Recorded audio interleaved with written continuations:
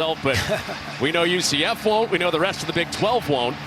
And we got to find a fix, have more emotion playing in our second Big 12 game today. Here we go from Manhattan as it's the dangerous return man, Bryce Norenberg, out to the 25-yard line. And he's set down there to bring Avery Johnson out for the first time. And he does have help with him today. Dylan Edwards will flank him in the backfield. Yeah, Dylan Edwards seeing 1, 2, 3. Just simple as counting. Jace Brown, Avery Johnson, Dylan Edwards, along with this talented tight end group. If they can get that going, build a consistent system behind those guys. But they haven't had Dylan Edwards healthy since Dublin. Those guys that were Little League football teammates, both dynamic with their legs, lining up side by side behind center to open up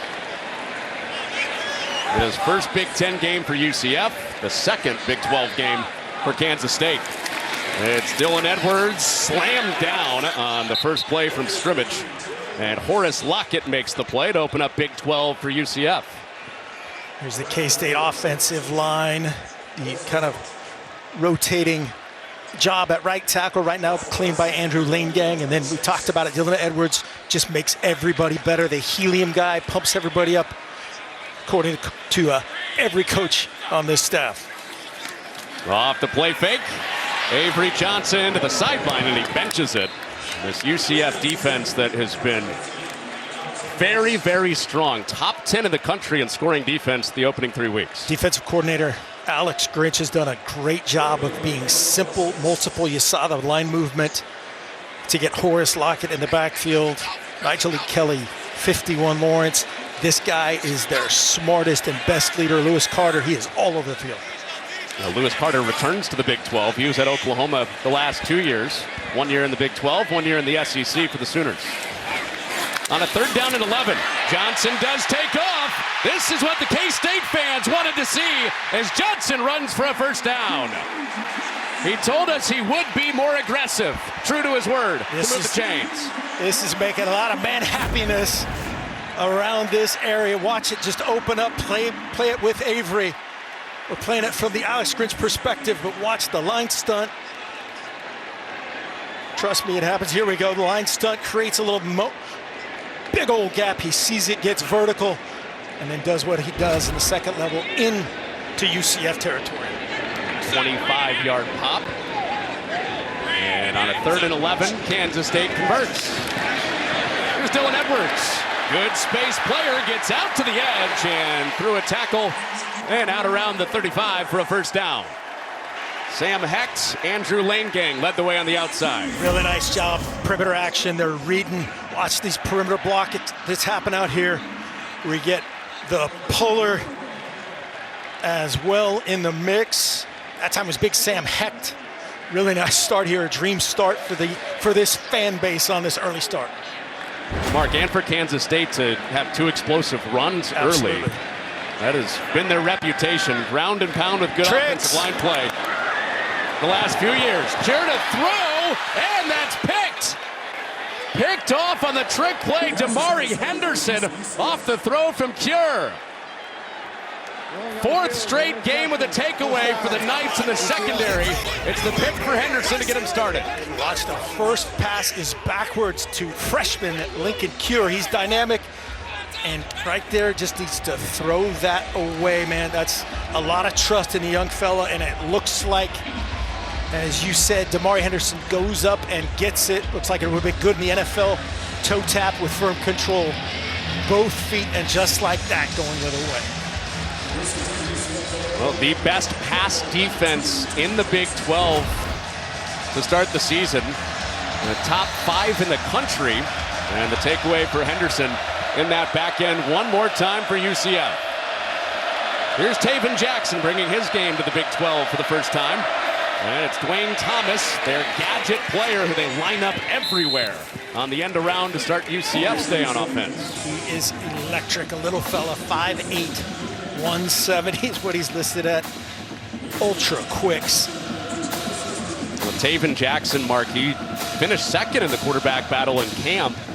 2 drives into the year, Cam Fancher gets hurt. It's been Jackson's job ever since then, and he's played really, really good. And when we were talking with Scott Frost last night. You brought it up. Hey, what was his attitude like afterwards? He said he didn't like it at all, and I hope he still doesn't like it. Their workhorse back is Miles Montgomery, showing why.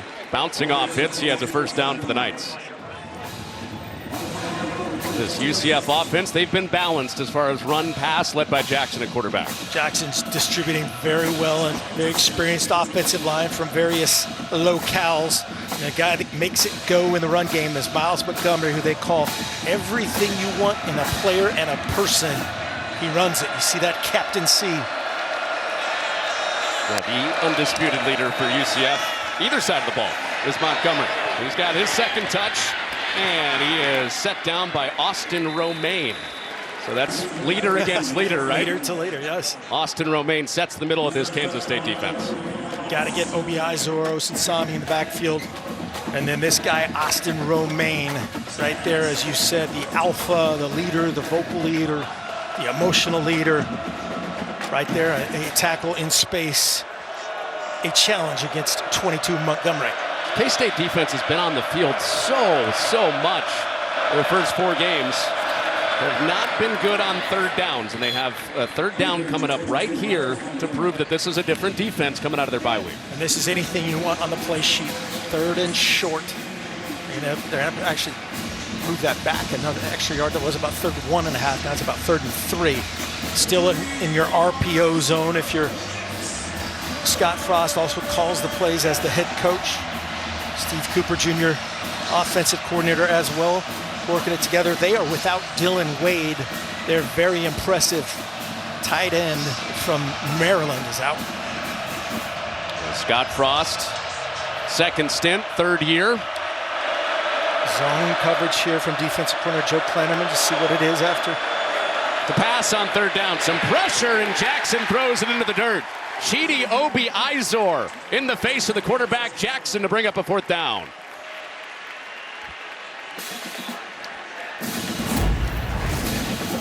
Watch the line stunt. It's right here, and he's going to come scot-free. Paul Rubelt can't pass it off.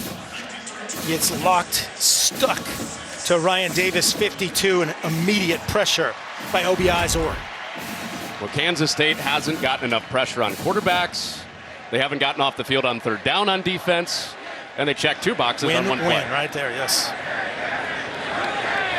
So it brings out Anthony Veneri for the first time, with Sterling Lockett back to get this punt for K-State. And it's a low bouncer, and it takes a fantastic bounce for UCF. Yeah.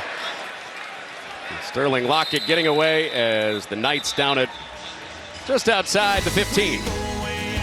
Early game hasn't bothered the K-State. He is a nightmare for defensive coordinator Alex Grinch to account for. You add in the ability of Avery Johnson, and then this perimeter game get going. Well, Blake changes a lot. Yeah, Blake Barnett is the quarterback for Kansas State, and he's off and running on his first college snap. He lowers the shoulder and drives forward for a first down. So a little wrinkle for Kansas State today with Barnett playing. And the key here is 2 and 13 are in there, so that much more difficult to defend. He is a big fella. We saw him in pregame, 6'1", 220, and all of it set 1,000,000 records in the state of Colorado. Now look at this. Johnson and Barnett lined up together. It's a fake to the normal quarterback. The new quarterback, Barnett, keeps plowing ahead on his first 2 carries. That's beautiful. You want to eliminate the wear and tear on your starting quarterback? Put this guy in, pump it, as Avery Johnson's going to run basically a bubble action. See if that leads to anything else as we go on here. And then a do-it-yourself sweep play that time from Barnett. Well, now it's Avery Johnson back as the normal quarterback, and it's Barnett for a 3rd straight carry. And Kansas State did tell us that he has running back skills, as you've seen from his first 3 carries. Yeah, do a little bit of everything there, and probably see if this becomes a package where a pass is involved, and you see his accolades right here. The speed component at 220 pounds is still the 100-meter state champion in Colorado. I was going to say, he's the 100-meter dash champion, and he's running people over. Doesn't seem fair. It's a good combination if you're a K-State fan. Cut it back. 4 straight carries for Barnett, and that power has him ahead for another first down. So, Mark, this is not something that UCF has seen on film at all with Barnett. No, they have their own version of that. We'll see at some point today, Jakari Brown. But this is different when both quarterbacks are in there. Everything is still available as a defensive play caller, as an offensive play caller. Makes it that much more difficult to defend. And Taysom Hill says, hey, that's my job. Yeah, maybe we see him a tight end a little bit like Taysom Hill. And Joe Jackson in the game as the running back. And they brought Edwards around to the flag down. And UCF waiting for him. Sincere Edwards gets him on the edge. We'll check on the flag that was down on the sideline and in the backfield. I don't know if Jackson got set initially. Offside. Defense. Number 0. Lined up in the neutral zone. 5-yard penalty. First down. Kelly Lawson. They're very talented linebackers who they flagged there being in the neutral zone. I wasn't sure if the original lineman of Joe Jackson, if he got set, but they said he did before he started in motion. Alex Grinch, first year as the defensive coordinator for UCF, has been tremendous. 8 points per game. That's all UCF has allowed the first 3 games. They have been very disruptive, a little bit simpler than Alex Grinch defenses of the past, and I'm sure that'll probably change as we watch the Big 12 schedule progress, but they have been phenomenal against who they play. Penalty has a 1st and 5 for Kansas State, and it's Edwards right to the arms of Lewis Carter. Their best tackler and their best guy at diagnosing inside runs just like that. And on cue, defensive coordinator Alex Grinch brings edge pressure. Watch this. It's going to turn him back into the pursuit. Really good job defining the picture for the running back and rallying to a lot of poundage and a lot of guys in bad moods. Well, Lewis Carter with the swing down to make it a 2nd down and 3. As K-State empties it out on a 2nd and 3. Nothing there for Johnson. He rolls the pocket. Eyes downfield, and he throws a dart for a first down. Adonis Moise with a first down for K-State. We asked Avery yesterday, hey, what's your favorite thing? He said empty. I like to see things happen in front of me. I can get outside and make it happen right here. Great job that time by Moise working with it. Back-to-back touches for Moise. But some of that was also the threat that Johnson could run out of empty today, right? Yep, absolutely. Both linebackers were fully dialed into his ability to run the ball. It's good to see for the K-State side of things, Moise as another potential target on the outside. Jared Bradley down and out today. And Jace Brown, their top target, potentially limited. He was questionable coming into the game. Avery Johnson's favorite wide receiver. Over the top, and he missed it. Jerron Tibbs streaking down the hash and a stride shy to bring up a 3rd down. That's one back right there. They've had some drops that time there, just a miss. Just kind of falling off the mound there. Watch Avery Johnson fish. Got to finish through to your target. Get right hip to your target. Just kind of a little fadeaway jumper. That's why it misses high. Is there residual from getting hit a little bit, being under some pressure, falling off the mound that way? No. I mean, like there, you just got to be fundamentally sound. Take your drop and rip it. Well, Johnson and the K-State offense converted 3rd and 11 on their first drive. UCF has them 3rd and 8. And it's an inside run. Jackson is swarmed. Only got 2 yards. And kind of no man's land here. It'll be a 4th and 6. Doesn't look like K-State's moving the offense off the field. Lawson, 0 right here, just triggers. Again, turns it back into the help. Nigel Kelly, Malachi Lawrence. These guys are active and physical on defense, and the offense is going to stay out here on 4th and 6. Maybe a little hard count. Maybe a little check with me from offensive coordinator Matt Wells. UCF pick, got him off the field the first time. Now a 4th and 6. The chance to get their offense back out there. Johnson on a 4th and 6. Scans. Backpedaling. Going the opposite way. Now he curls around the edge. In pursuit, UCF gets to him. Malachi Lawrence one of their 2 vaunted pass rushers on the edge, ends that drive for K-State. Lawrence and Kelly are a He's a different guy as a passer, as a runner. Just working on becoming a finished player is an odyssey when you have that. You're that well traveled, I guess, with Indiana, Tennessee, obviously very well thought of nationally in the transfer portal. He hands off to Montgomery, and Kansas State swarms him with Romaine. I appreciate that you beatboxed your way into your approval for Taven Jackson in his first few games. Ooh. Yes. Yeah, right there. Romaine doing Romaine things, getting in the backfield. That play right there, that looks different. K-State fans have talked about we need to look different in this game. That play right there looked different, playing on their side of the line of scrimmage. Haven't looked as fast as they normally do on defense. Some thought that maybe that was Dublin to start the season. But they're coming off a bye week, and K-State's defense is flying around. Jackson off play action. Pressure in his face, and it's tipped and almost picked. Oh, boy, Toby Osunsami had the pressure, and Jackson threw it into tight coverage. And it's a 3rd down for UCF. Austin Romaine, you'll see him in here. And Taven Jackson brings his eyes back because he's under pressure, has to let it go. He's got that little cast on him. Otherwise, that might have been a pick 6. It's giving him a little credit. I don't know if he would have scored on that. He did say he played a little running back growing up. He told us yesterday he did. But Taven Jackson facing a 3rd and 10 after a punt on their first drive. Scoreless opening quarter. 4-man rush.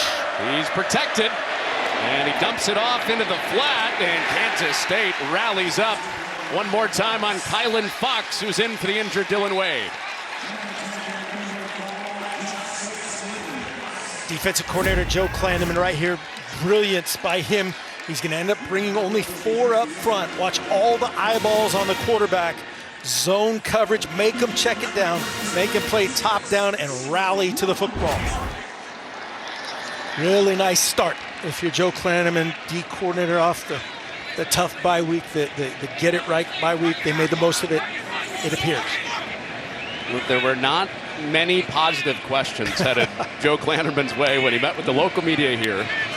And he owned that with us yesterday, saying, we have to play better. And maybe more positive questions and more gusto will come from our defense, in his words. Good defense. Almost 0. Okay, that's 0. 0 points in the quarter. That is very difficult to do. He had glowing things to say about the history of this program. They're playing K-State. And that was funny. He had to remind himself, hey, we're playing against this team today. Avery Johnson back on target. Jerron Tibbs near the marker. He's right at it for a 1st down for K-State. Nice little RPO action right here. See his eyes read that space, reading the linebacker Carter and filling it to Tibbs. So 2 drives that have moved for Kansas State, but a 4th down stop and a pick for UCF's defense. For a 1st down on the first play, it's Johnson out the back door. And he's pile driven down on the sideline. That point you made about Alex Grinch, he was very raw with us yesterday. One of the last times he was here, Kansas State stormed the field against his Oklahoma team, a top 5 team of the country in 2019.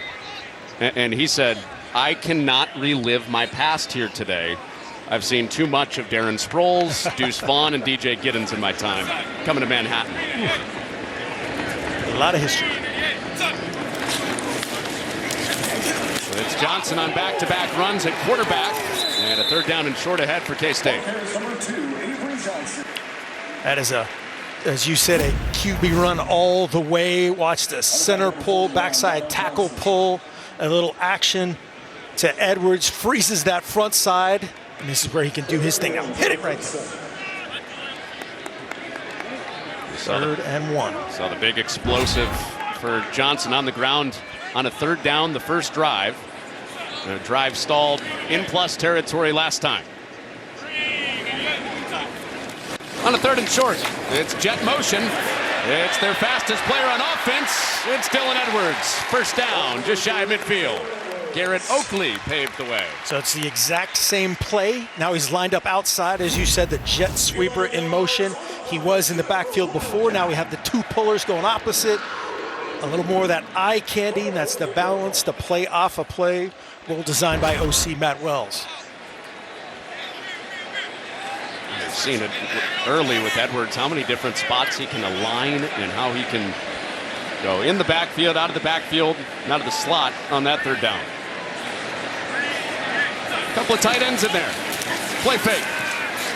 And Johnson right back into the hands of Tibbs. And 2 first downs on this drive that marches ahead from Johnson to Jerron Tibbs. Great job hustling and covering Ancio. Recovered by the offense. First down.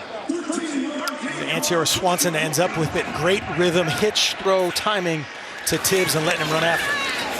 It's Edwards looking for the outside, cutting back inside. He has a chain mover for Kansas State. Really nice job here. And this is the X factor for this K-State crowd because of those numbers right there. The first 4 games, 108 yards today, 91 on the ground. Oh, he dropped it. Oh, trouble with the snap for Johnson, running for his life, and it turns into a positive play. Not much there. That could have been a disaster out of the quarter break. Just a quick little minor heart attack there for Avery Johnson. You've got one tick as a quarterback when this happens, when that ball hits the ground. You have one opportunity to cleanly field it. He does. Great presence of mind to make a play of any positivity. Big. And those are the things Kansas State fans have come used to seeing when he is unlocked mentally. Played a little bit tight in his first 4 weeks. He admitted that yesterday. But a 2-yard gain, and UCF missed on the tackle originally. But that second surge from Braden Marshall brings up a third down and long. Braden Marshall, pick on the season. He does that so well. Gets in the box, a very physical player. Him along with Philip Dunham, physical guys coming from the top end down. And this is a busy matchup for Braden Marshall. Yes. He's seeing a bunch of tight ends, quarterback run. 2 quarterbacks, 2 running backs. Guys out of the slot. So Marshall is a guy 4 and white to watch for UCF today. 3rd and 7 for Johnson. He dumps it off. Jackson made the adjustment but didn't get to the sticks. Lewis Carter, the sure tackler in the middle of that UCF defense, brings up a 4th down. Going to be 4th and 2. They're going to bring on the field goal team. You can see Avery Johnson, eyes downfield. That was covered. Had a chance to either run it himself or fill up that same void, and perfect description of their smartest player, Lewis Carter. Sure tackler. So Luis Rodriguez from 38 looking for the first points in this game. So UCF's defense stands up for a 3rd straight drive in plus territory. Rodriguez delivers the first points of this Big 12 home opener for K-State. 3-zip early second quarter.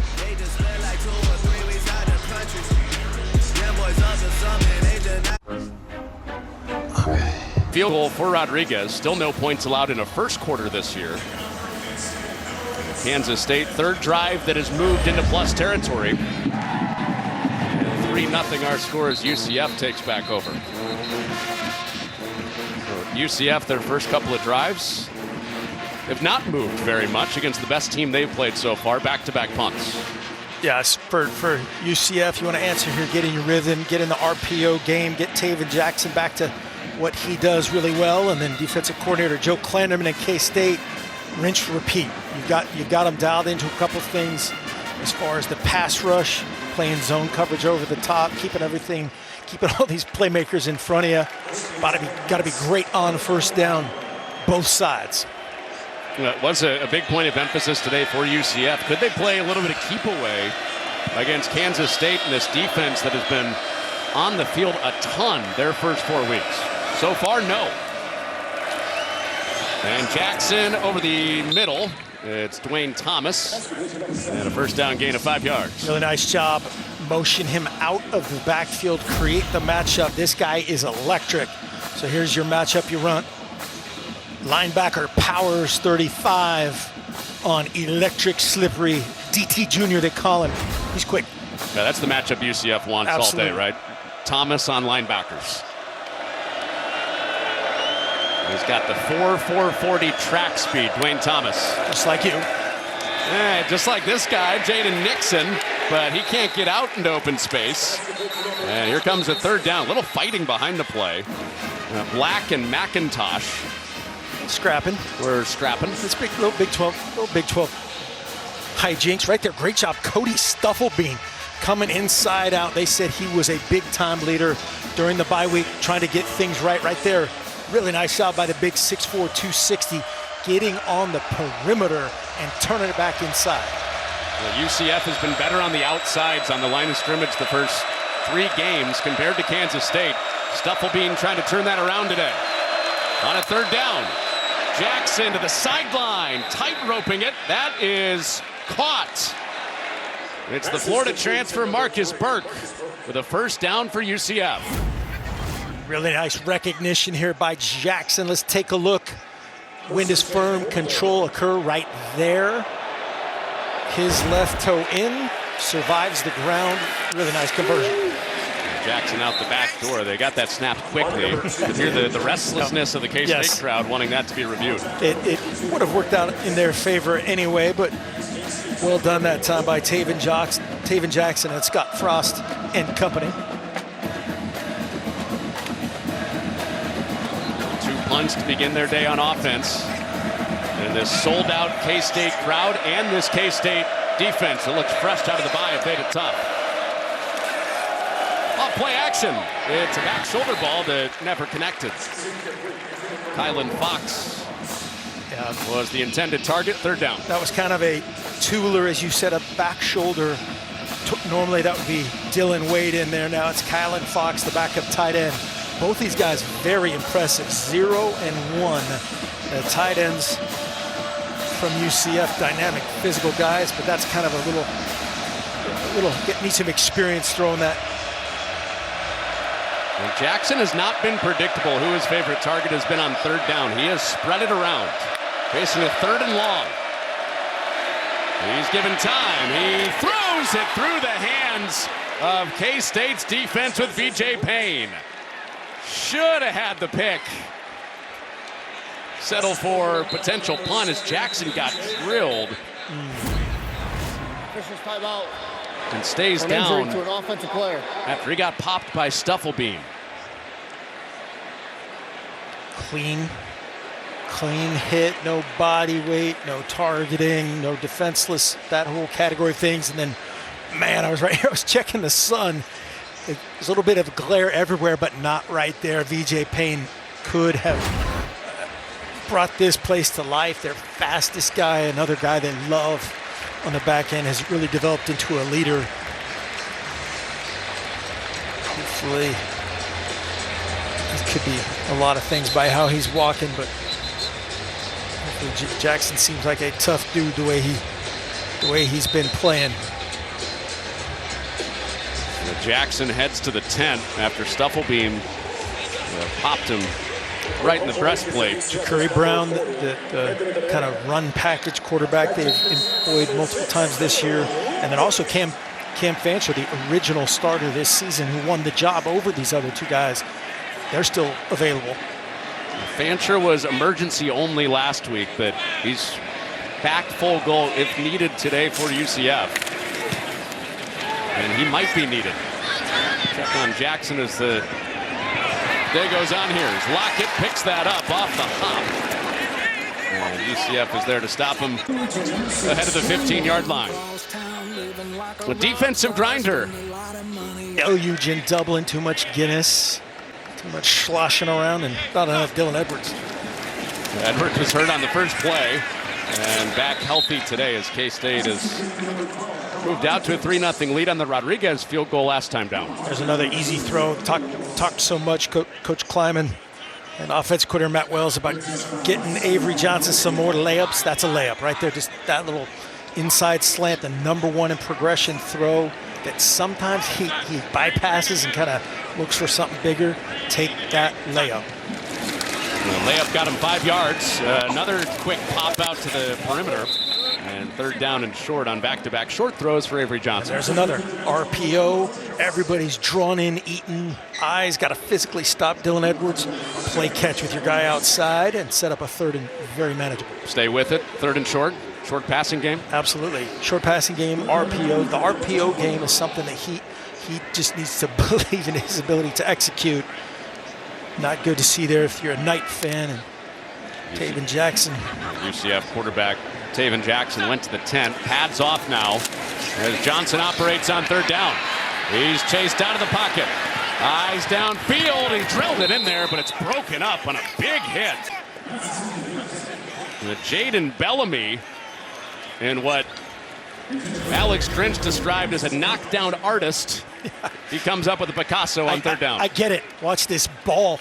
Great job getting his hips in position to make that throw, and then just gets erupted by the hitman, Jade Bellamy. The center for UCF is wearing number 24. He's been the leader of the best passing defense in the Big 12. Jaden Bellamy at corner. Both these corners have played well for the Knights to start the year. Of course, the punt on Bellamy's big hit. And a Wildcat Big bounce. time. All the way inside the 15. That is a boomer. Simon McClannon with a big punt. Taven Jackson headed to the locker room, so it'll be a new UCF quarterback when you come back. I told myself I was okay with my... And as the UCF quarterback to start this year, took this pop from Cody Stufflebean that has, at least for now, knocked him out of the game.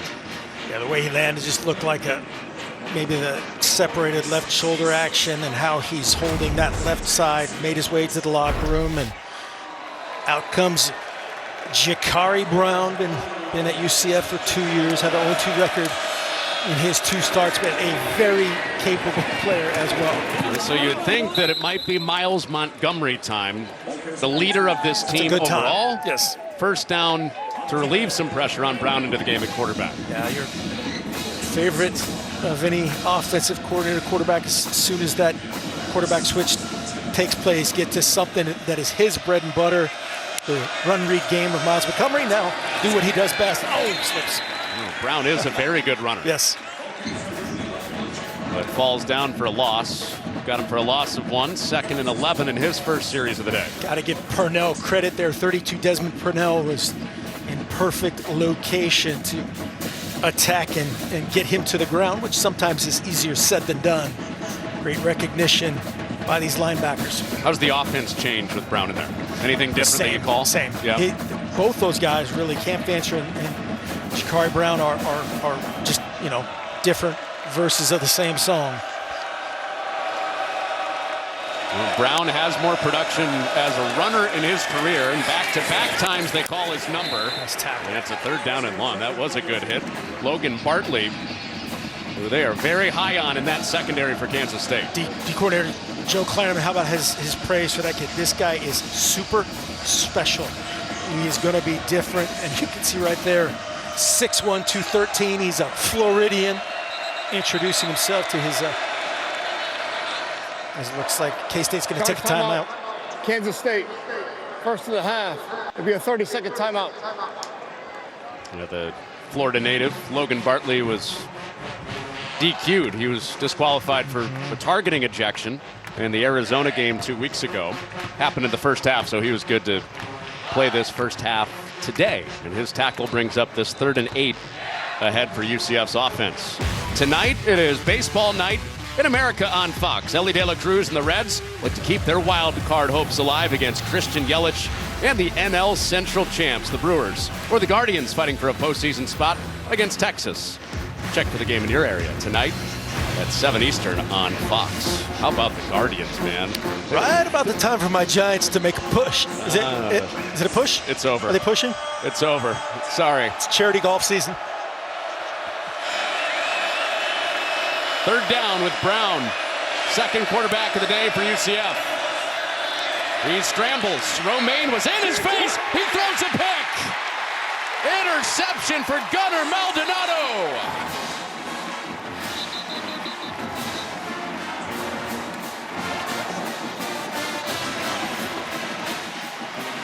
There's a flag down at the 20 that was dropped after the tackle. It's going to be a celebration penalty on the entire K-State bench, but this play, 45 Austin Romaine on the pressure, and a guy they've been waiting to step up. Kansas State. Gunnar Maldonado, big time, flip. Change the script. Watch 45, unabated into his face, makes him recoil. And Gunnar Maldonado playing top down, eyes on zone defense. Man, that's big time. Guy that they thought they could add a little bit more has been playing really well on special teams for him. When we asked the defensive coordinator Joe Kleinerman yesterday, his eyes kind of lit up like this could be it. And there's the other side of it. Scott Frost keeled over after Gunnar Maldonado went from Wildcat to Wildcat, Arizona to Kansas State. Comes up with his first Kansas State Wildcat interception. So terrific field position for Dylan Edwards in this offense for the Wildcats. And a short gainer of just 2 yards on first down for Edwards. Just a conventional little jab in the run game there, trying to get Dylan Edwards started. No RPO action, but here we have a little dual quarterback action. Blake Barnett 13 and Avery Johnson deuce. 4 different quarterbacks have taken snaps in this game already. 2 on each side. Well, Barnett is in at running back and gets the carry again. UCF looks more prepared for him this time. Remember, he didn't pop up on tape at all, playing his first snaps today. And Kozlowski forced him out. Marshall finished him off. And you see why Coach Kleiman and OC Matt Wells are searching for something. You got Dylan Edwards back, and now what else is it? What's the other complement to that? Joe Jackson has looked better running the rock. Still no Bradley. Looks like Jace Brown is really limited today. Not in on this drive. But the changeup with Barnett has been good. 3rd down and long. Johnson on the move. Johnson wants to run. No, now he wants to throw. Pins it to the sideline, and UCF rallies again. Braden Marshall, already a busy day on defense. Another tackle, and another one short of the sticks. And this is what's happened so much throughout this season, is he just kind of bypasses Jackson early. The coverage is downfield. There's nothing available downfield. Comes back to this later. Just got to get that out of his hands, and that then allows Jackson to square up, make a guy miss, and certainly would have had that first down. Marquez State took the points earlier. They won't on 4th and 2. They're playing for potentially 6 or 7 instead of 3. And blown dead. Timeout UCF. Charge timeout. UCF, the first of the half. It'll be a 30-second timeout. Does this make you rethink it all if you're K-State now that you have time to come back to the sideline? I mean, it just depends on if you got a play you love, and right there, that's Coach Frost and D coordinator Alex Grinch going, hey man, points appeared to be at a premium today. This is a big play right here, 4th and 2.5. Let's make sure we're perfect. Kind of feels like we trust our defense right now. Yes. Type of call too. Yep. And being short yardage. Yep. They have been outstanding on defense today, and certainly Taven Jackson going down enters into that equation as well. Scott Frost using his first timeout. A lot to sort through on that sideline with Jackson going out, and no points so far in this first half for the Knights. Their defense has seen K-State march down and threaten to score touchdowns all afternoon. Still no touchdowns allowed in the first half all season. Almost 3.5 games in for the Knights defense. 12 personnel here, just one quarterback. It is Jackson the back. And the bigger their 2 backs, they fake it to him. Johnson, nothing there, but he jukes Lawrence, has a first down and more, seeking the pylon. He's out of bounds. Pylon went down, but he's out of bounds first, and he put the spin cycle and crossover on Lawrence. And they are loving it here. Just the zone read. If he would have given it to Joe Jackson, he may have walked in, Great job on the perimeter. Get those hands inside. Do not reach the ball. Steps out there. Do not reach the ball unless it's fourth down, end of half, end of game. Too many nightmares will result from that. Certainly his right foot is out. They'll spot it where the ball was. So Johnson, 2 conversions with his legs today. Edwards, first window not open. Second window not open. Flag is down as he walks in. Flag down at the 4-yard line, right where that run broke.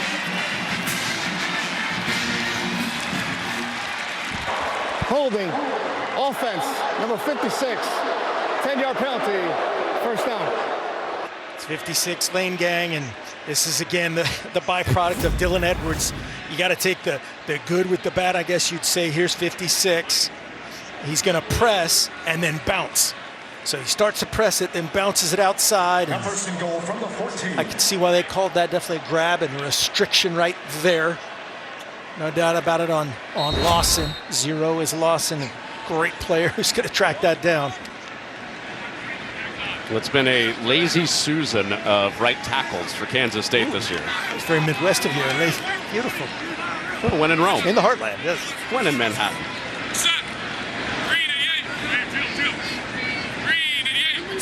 Edwards out of there. Johnson runs the other way.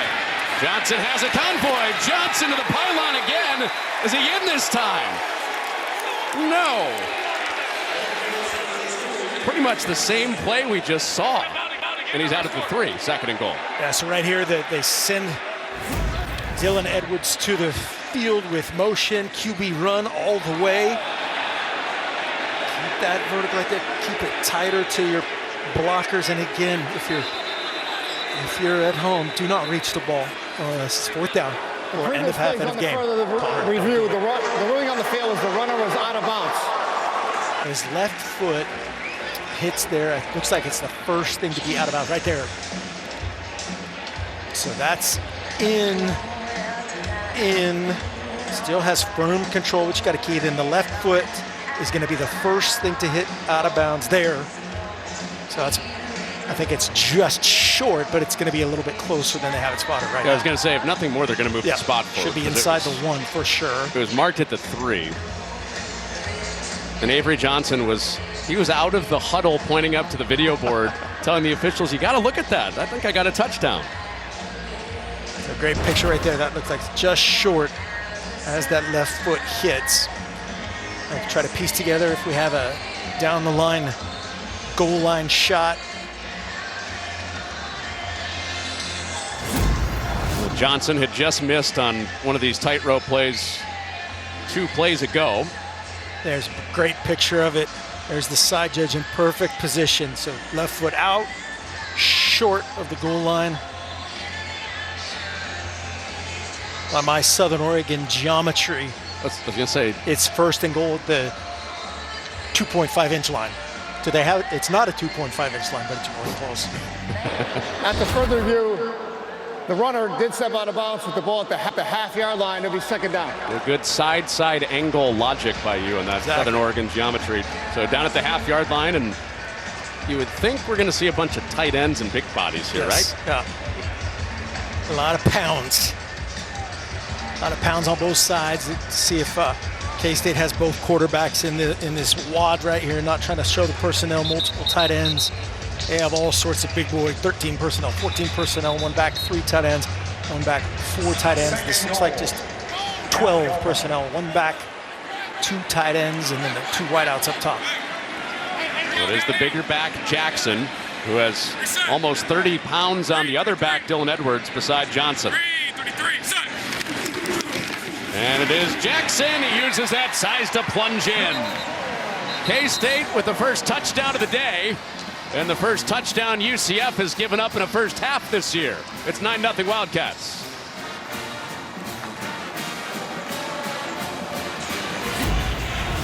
Great job by Sam Hecht right at the point of attack inside.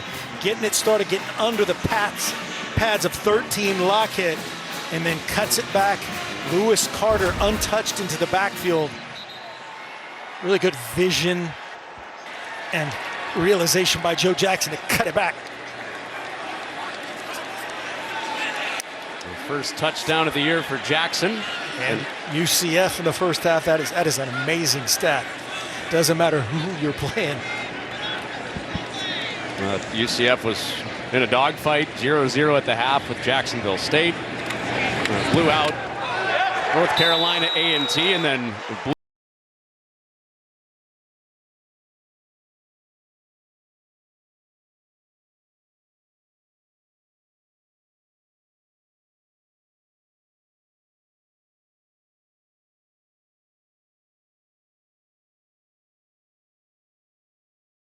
Enjoy college sports at 7 Eastern on Fox. the Joe Jackson touchdown has K-State up 10-0. Gunnar Maldonado had the interception, his first as a Kansas State Wildcat. And Taven Jackson knocked out of the game. That's the UCF starting quarterback. Pads off, ice on his left shoulder. Yeah. Nixon has a kickoff return touchdown this year, and K-State knows it well. Stack him up past the 20. And this K-State defense has looked a lot like what we just saw in special teams today. Yeah, they've been phenomenal right there. It's Purnell and Romaine combining for the stop, and then just multiple bodies to the ball. That they've been able to play zone coverage. Pressure that time from Romaine creates the pick. Gunnar Maldonado setting him up in business, resulting in a touchdown and a 10-love lead. And they've knocked the quarterback down. They've knocked the quarterback out, Taven Jackson. So with Jakari Brown, what do we need to see differently from him after that first series? He'll just have a chance to settle him down and talk to him again about what he wants to get to. And a reverse is one of them. And nowhere to go for Burke. He is clobbered. Austin Romaine sets the edge. And a herd of Wildcats came with him. Loss of 5. Beautifully defended. Watch 47 set the edge here. Upfield, he says, I'm not letting this get around. Turns it back to the boys. Romaine, Alcorn, Crowder, tackle for loss. Really good awareness that time by Stuff being going, hey, I don't want any tricks before halftime. Get upfield, set the edge of the defense. Stufflebean's hit that knocked Taven Jackson out of the game, the starting quarterback for UCF. Burke was shaken up on that hit. This is a back shoulder ball. It's caught. DJ Black, who can fly. And just like that, UCF has life. 82-yard sprint for DJ Black in the first touchdown for the Knights.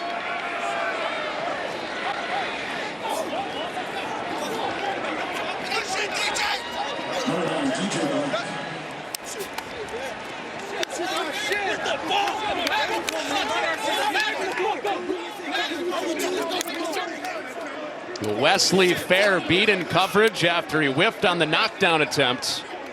It was off to the races for Black. Great location by Jakari Brown. As you said, just a perfect back shoulder. And Fair kind of didn't believe his eyes when he saw the ball come out. Froze for a heartbeat. And that got Black out of it. Let's take a look at 18 is the safety responsible for this area. He's going to show up over the top. He funnels him inside, then gets back outside. He just takes the wrong angle. It's got to run to that upfield shoulder. And Black's going, hey, DJ, hit your head on the goalpost. Makes one man miss, and they are right back in it. Hadn't run a play. UCF hadn't run a play past midfield. Still haven't. No, they've at least gone into opposing territory now. And Jakari Brown off the bench for Taven Jackson to his former Division II wide receiver. DJ Black was playing at Limestone University, a university that shut its doors, not in operation anymore, and they found a gem in DJ Black, still refining his route running. But if there's one thing we know and they know, he can go. Yes, he can, as evidenced right there. And now UCF has something to deal with. 21. Nornberg had the KOR for a touchdown last week against Army, or 2 weeks ago against Army. Got to have a plan for him. Let's see how they deal with it. K-State had Nixon bottled up, the dangerous return man for UCF. He'll have to return that the other way. with Nuremberg getting a chance to return this from his own 5.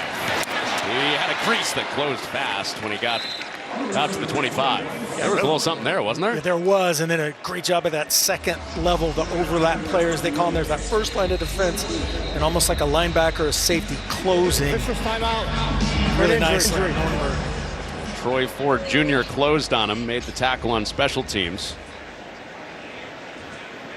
And Nuremberg is down, so is seemingly half of Kansas State's kick return unit.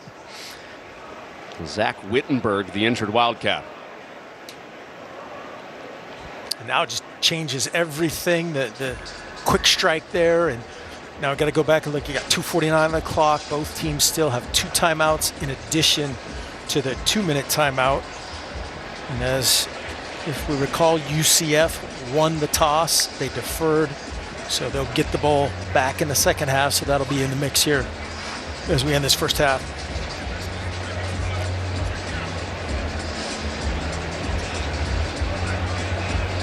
Chris Kleiman, the head coach for Kansas State, out with Wittenberg and the training staff for the Wildcats.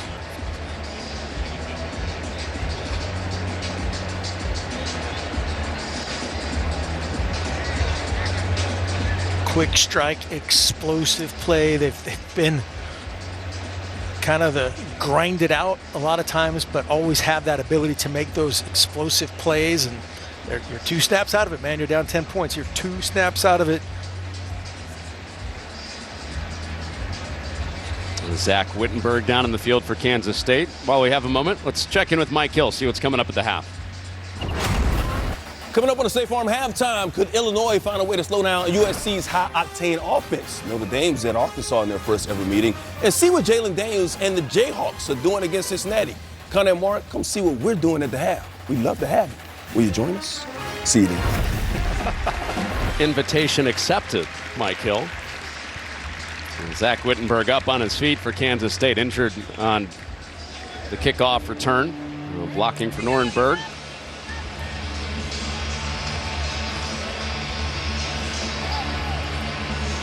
Excited to hear what Mike and the guys are talking about at halftime. A great start to the weekend of the Big 12 last night with that Arizona State TCU game that came down to the finish. Every game was great. Multiple overtimes. TCU, ASU as well. Virginia taking out number 8 Florida State. Including some highlights from the early window. All that and more in 2:49 of game time from our LA studios.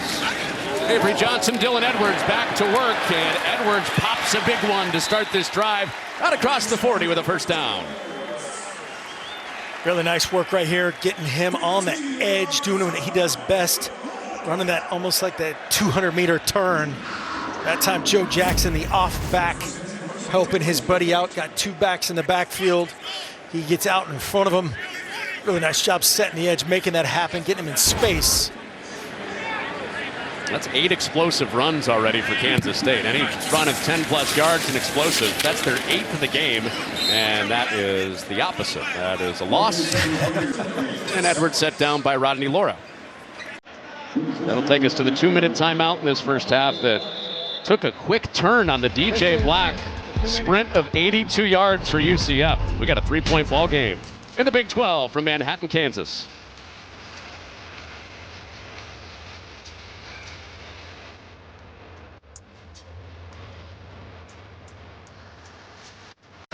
Football at noon. Trell Harris and the fellas at Virginia last night, knocking out Florida State, the number 8 team in the country, in double overtime, and might have seen on Fox. Fabulous. One in the Big 12.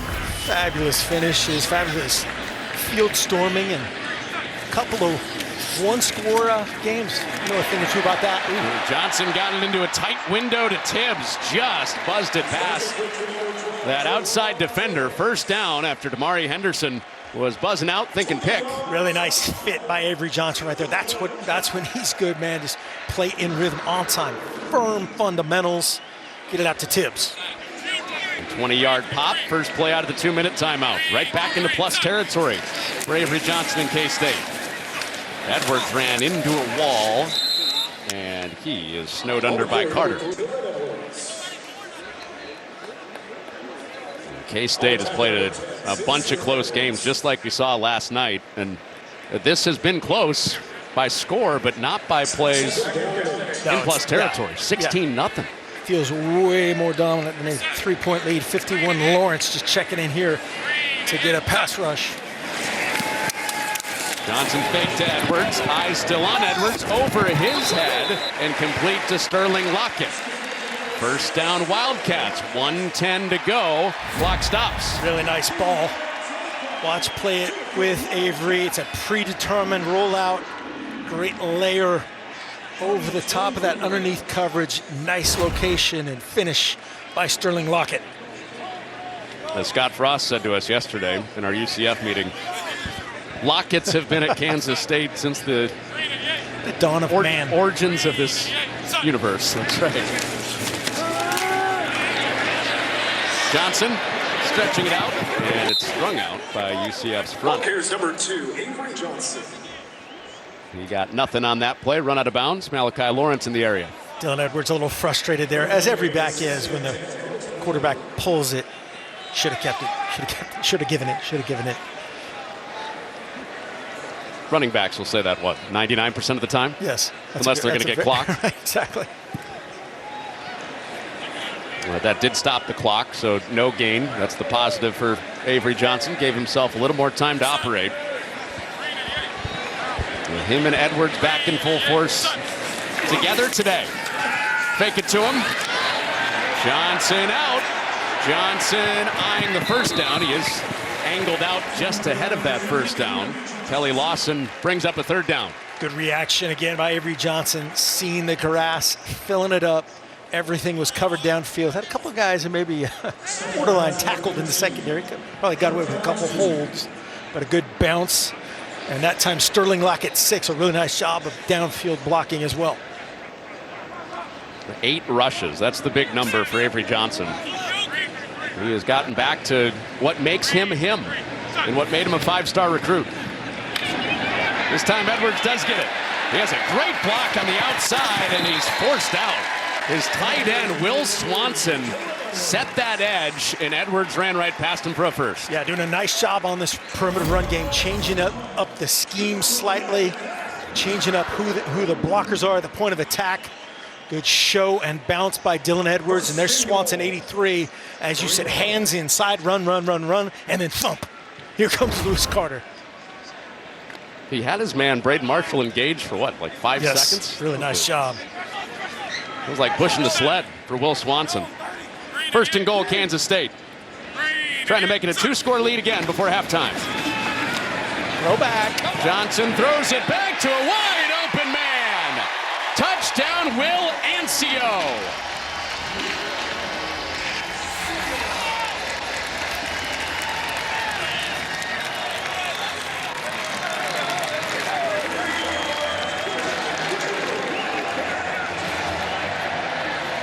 Bill Snyder Family Stadium crowd loving this response, loving the drive. Some run, some pass, and then the tricks to Ancio. Beautifully designed and better execution. A good sequence for the tight ends. Yes. For Kansas State. Showing their versatility. Right here, this is an oldie but a goodie. Everybody has some version of this. Alex Grinch, a lot of man for UCS defense. You're going to see 80 right here. Route's going to clear out. So now Avery has to be an actor. Sell it front side, see that corner run through and replace it with the throw. Beautiful execution, clinic tape. He has the main to be an actor. actor. And the flowing locks too. He's got the look. The Sunflower State on their feet, at least half. Johnson has been much improved as a play-action passer this year. He has had less chances to do it because the run game hasn't been good. Yeah, the run game hasn't been good, and then, when they get in that Army game and they had a kickoff return for a touchdown, the long drives, the onside kick, debacle. You're gonna have a lot of numbers go askew when that happens. Perfect drive through the air for Avery Johnson. Also a couple good pickups with his legs. Kansas State back up by 10 after they led it 10-0. UCF just had the quick strike, 82-yard touchdown to DJ Black the last time they were on the field. Now 2 timeouts, 45 seconds left. And remember, this is their backup, Jakari Brown. And Taven Jackson knocked out of the game with a shoulder injury. UCF's offense, whether it's been Jackson or Brown, haven't been on the field very much. Yeah, K-State fans see that as on the other side of the glass half full. Again, just their previous matchups, tough. Their execution, tough. Didn't earn it, didn't stay on the field. Today, a totally different story.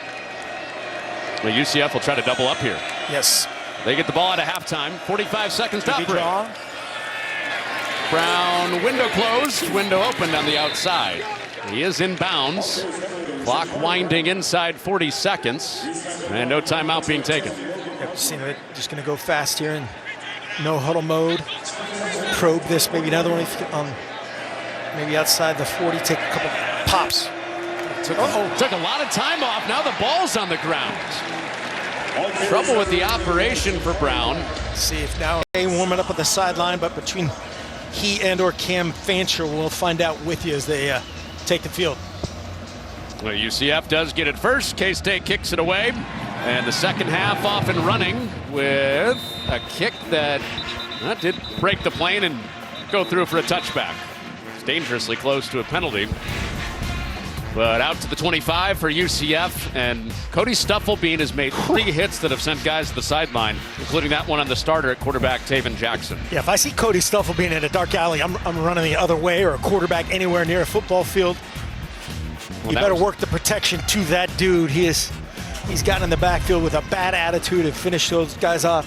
Nothing cheap at all just physical, tough defense.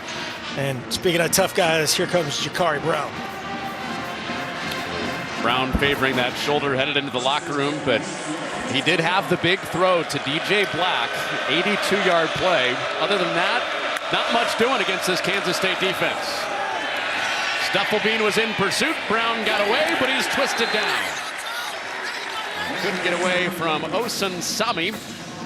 And no gain on first down in the first play of the second half. Really well defended, a fake reverse. They were trying to take a shot, had 2 options. They were both covered.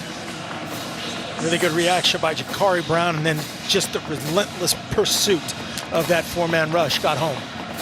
Osun Sami's been the bright spot of Kansas State's struggles on defense to start the year. He has had 10 other guys coming with him today. Kansas State looking more like last year Kansas State on defense, and they fill that hole. Wesley Fair is in there to bring up third down. Yeah, you said it, Fair, the issue on the touchdown for K-State. Watch this just fill up right here. It's going to come right downhill, get all the way down to linebacker level. Great reaction. That's what we talked about earlier. He is the most physical guy on that back end. Quay Moss, Fortenberry, McIntosh, Payne, great cover guys. The closer Fair is to the ball, the better. No matter who's been the quarterback today, UCF has not been able to stay on the field. There's 1 third down conversion in that first half. On their first third down of this half, Brown looking to run. Romaine in pursuit, and a bunch of Wildcats are there to stack him up. Daniel Cobbs, Ryan Davis, and a whole herd of them bring up a 4th down. Really good job on first down. Really good job on second down. And then right here, Romaine, just watch the patience. He's the smartest guy. He's the leader. He's the vocal leader. As soon as he triggers, I'm going to run to his outside hip and turn him back to all my partners coming inside out. Day started with a bunch of punts for UCF. Second half starts with a bunch of punts, or at least 1 punt. After a 3 and out for the UCF offense.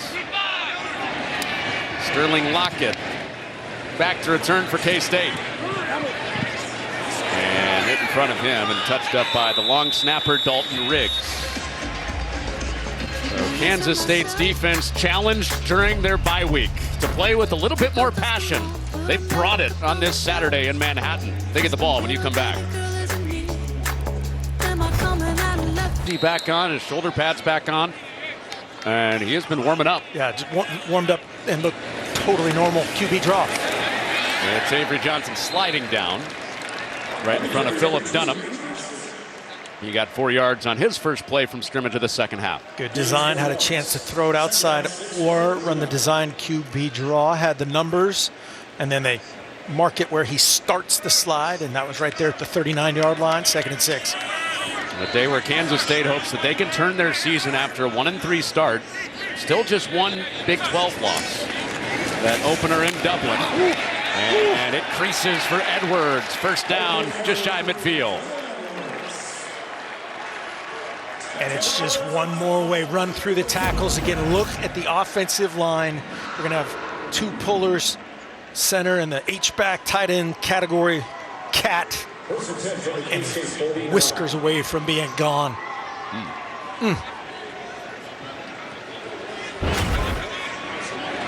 K-State fans very happy to see that, man. First down, out around midfield at the 49. After Edwards' big run, they fake it to him. Lob sideline, Tibbs streaking along the paint, and he's got it for a first down. And a nice action, the comeback route, the deep comeback, and they're going to go a little tempo here. Avery Johnson gets his hips squared up. Great location. Going quick. Oh boy. Full shot. Complete. Another big hit and the high route. Oh, Oakley almost with the hurdle, but he's got a first down and goal for the Wildcats. Garrett Oakley wanting to get him involved more and more. Great little route design there into that bunch concept. 86 gets lost as a wheel route, basically a version of a double post. 2 guys from the outside running posts, and just a little delay, avoid the traffic wheel, and then a little hurdle, mini hurdle. That's a big man doing a hurdle. Yeah, hit the sticks on the way over that hurdle, but 35-yard hit, and Jackson not going to get there.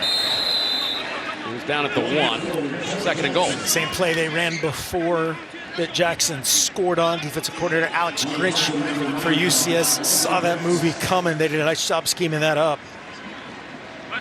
K-State changed the look a little bit with the jet sweep action.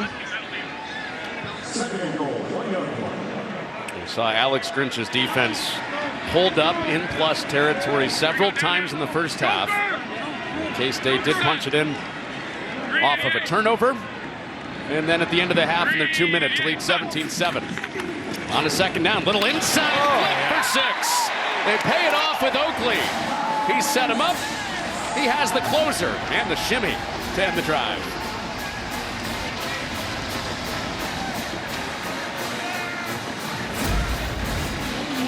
Just a little gap scheme. Watch the shovel pass. Avery Johnson and all quarterbacks love this. A little power pass, action, shovel, and a touchdown pass as it goes into the record books. And a touchdown catch for Oakley. That was a good dance for a tight end right there. That was impressive. I like that you qualified it with for a tight end. Yeah, for a tight end. It was a qualifier. Well, pretty good speed for a tight end for Oakley to get him down there on the wheel route. And then the inside pitch after he was blasted just shy. This very deep and talented tight end room led by Garrett Oakley. Catch, shovel, time to dance. 24/7 Wildcats. Fairlife Ultra. The most horrific injuries of all time, and no question why these quarterbacks are tough.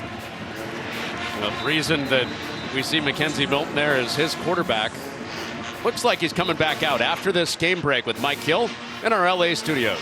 All right, fellas, Louisville and Pitt, Cardinals unbeaten this season. Tight game, second quarter. Panthers quarterback Eli Holstein trying to make something happen. Finds his guy, Raphael Williams Jr. for 38 yards. That put Pitt up 27-17, and that's where we stand at the half. Connor and Mark. Mike, thank you very much. That was our All-State game break. And it is Taven Jackson back on the field. Looked like his day was done. Pads were off, jersey was off, but here he comes. Went to the team position, got a little feel good, and man, what a tough dude. It's a run on his first snap back since the second quarter for Montgomery. And Taven Jackson, you got to think this is a part of wanting to get back out there. He's lost 3 quarterback competitions. And I'm sure in his mind, he's like, this is not the way I'm losing the job after I finally win it. Yeah, he was at, again, for people that don't know his story, at Tennessee, at Indiana, very highly recruited, coveted guy. He's an Indiana native, doesn't win the job at either spot, comes to UCF and doesn't win this job. And then when Cam Fancher went down in the first game, has maximized it, and Montgomery's going to maximize this one. Montgomery out of the first surge, hitting the sideline, and an explosive for Miles Montgomery, helping out Taven Jackson, back in there after injury. Quarterback's best friend, get the run game going, get your leader, your captain. Watch this with him, great patience, stays square, gets him behind. It's basically a mid-zone cutback play. Gunnar Maldonado, the picker earlier, number 3, misses in the box, and Montgomery across the 30 in business. We haven't seen a monster game from Montgomery yet in his 3 games as the starting running back. Maybe today his first 100-yard rushing game. Oh, Jackson is going to run. Wonder if we would see that on the bad shoulder. He did take off to the sideline and got nothing. No, you don't question this dude's toughness after this display. And that's something as the play caller, in this case, Scott Frost, can control that. If, hey, it's an automatic give situation on that type of run, or it's a way we always do it, an RPO, a run read type of situation right there, letting him play. And Jackson had ice on his shoulder, pads were off, all indications day was done. But after a 3-and-out coming back, after that pop to the shoulder, he throws for the first time. Black was down there, and it's incomplete. Rich and Maldonado in area and coverage, and it's 3rd down. Defensive coordinator Joe Klanderman is very worried about this, the backside double post. That's what this is. It's a rollout, predetermined rollout. There's one of those 2 posts, and he is in a ton of traffic. A little bit of a short arm, and I understand why. That ball should have been picked, a touchdown should have been picked. Shoulda. 3 times over. All that leading to a 3rd down and 12 for Taven Jackson. He pumps to the flat. Eyes back to the middle. Nothing there for Jackson. He's got the space to get the first down, but where did that slide start? Yep. He is 1 yard short. The end of the slide took him there. The beginning of the slide was a yard short. Really good awareness at the beginning by Taven Jackson. The C's part again as the rush goes by him. And then right there, you just got to peek out of the corner of your eye as a quarterback, know where that line to gain is. And that is a perfect picture, great picture by our people at the 21-yard line, 4th down. Dakari Brown in at quarterback on a 4th and 1. UCF perfect on 4th downs this year. A big one in this second half. Brown stopped originally, and the ball comes out. Is the play dead, though? The whistles came after the ball came out. He was right there at the marker. Scott Frost saying he's down. On the field is a fumble. Recovered by the defense. It'll be 1st down, Kansas State. But Justice Clemens ended up with the ball for K-State, and it's their ball. So just going to have to find this in the mayhem. Where's the ball? You see 11. This is a time where you can reach it on 4th down. And that definitely comes out. It comes out before it breaks the plane and line to gain. The only thing that changes now is if his knees.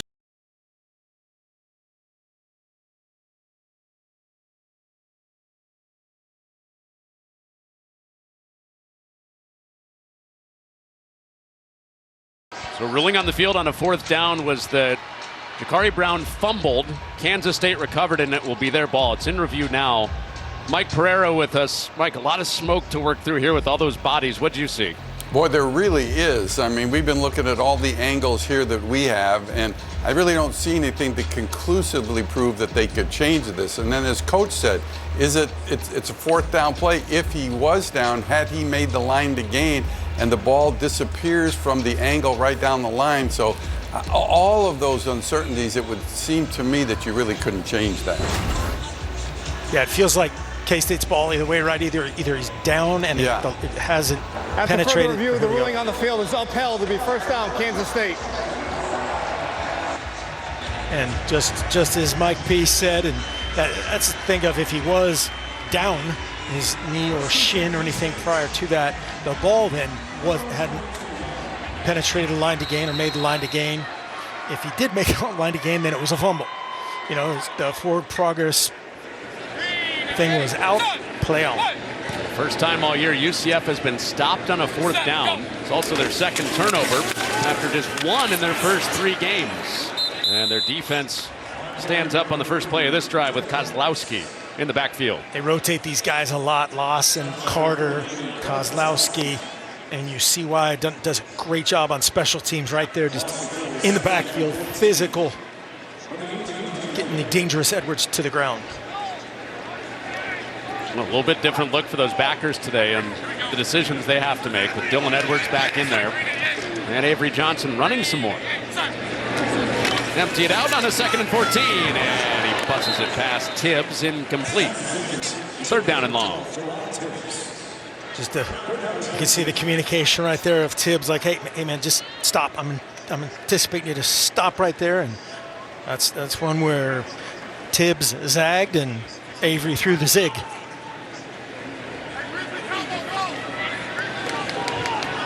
Well, you haven't seen a lot of Jace Brown today. No, he was just in on the first, I think just that first drive. We've been trying to keep an eye on him because he is a weapon as well. Johnson got out of the pocket and he circled his way back. Made it to the 30. Now mark him at the 29. Needed the 32. So he picked up 11 of the 14 he needed for the first down. For an injured player of the defense. It's Braden Marshall down for UCF after he was in on the tackle. Braden Marshall just flies around. It's good to see him hop up. There were 2 K-State offensive linemen in the backfield as well, slow to get up.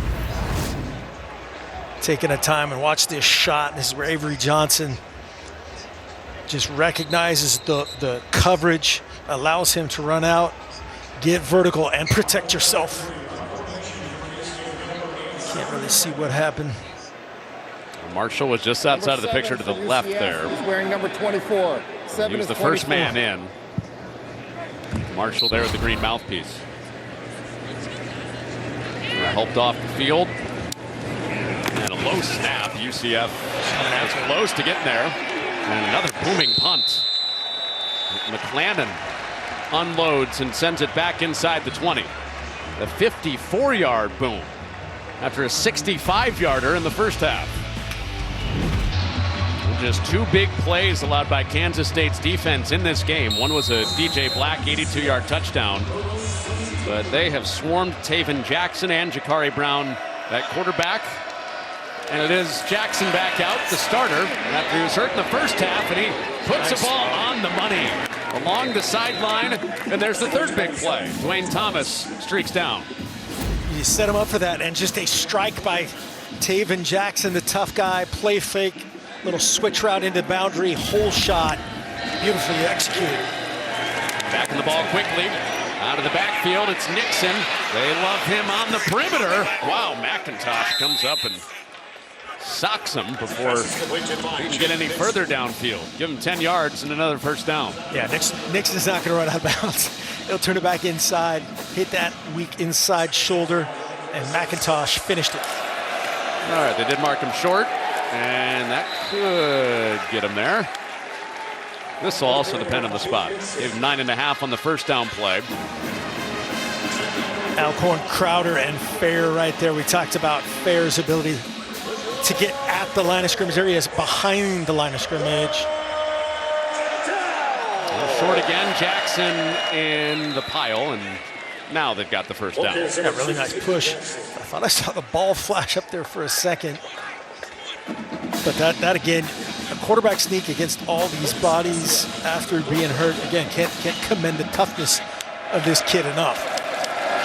Quick pitch out. Thomas and the explosive out in the perimeter. He's tackled after a 6-yard gain on first down. They're going fast right here, but that last play just exhibits his ability to just catch and turn 2, get the ball out. Another quick pass to Thomas. This one at his feet. Third down ahead for Jackson and UCF. And then the easy one makes it look hard just to get the fundamentals of getting the laces, getting out. Just bogged down, but this is two down territory for them. Well, this score, they'll probably live that way a lot of the rest of the game, right? Yep. They're chasing 17. UCF came back from a 21-point TCU lead in their Big 12 opener last year. This is Montgomery right up the gut, and he had a couple of guys from behind him try to drag him down. Fought through the arm tackle and is right at the 25. And it is a first down. Yeah, Osen Sami, let's see, 44. Penetrate the backfield right here, does a great job of shedding Max drag, and then runs through the arm tackle that time. Nice job by Montgomery. Montgomery, the tough yard, dirty work back for UCF. They went to him on a short yardage play to move the chains again. They fake it to him this time. Jackson protected, and over the top, almost picked. Gunnar Maldonado had the pick in the first half, and it was through his hands and incomplete. Wade Charles, 19, is the first crosser he's looking at right there, coming right to left.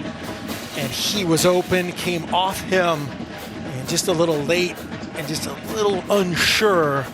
And an unsure throw down the middle usually ends up in a DB's belly. It was Justice Clemens who had the underneath coverage, Maldonado over the top. And second down. The play clock getting late. And Jackson gets it off. That's pressure. Down he goes. They brought Rich on the corner blitz. And he sits him down for the sack. Zayshawn Rich, their best cover guy. This guy has a bright future. Watch him come right here. Says, I could do the tough stuff too. I'm not just a cover guy. Great disguise, great execution. Nice call, D coordinator Joe Kleinerman.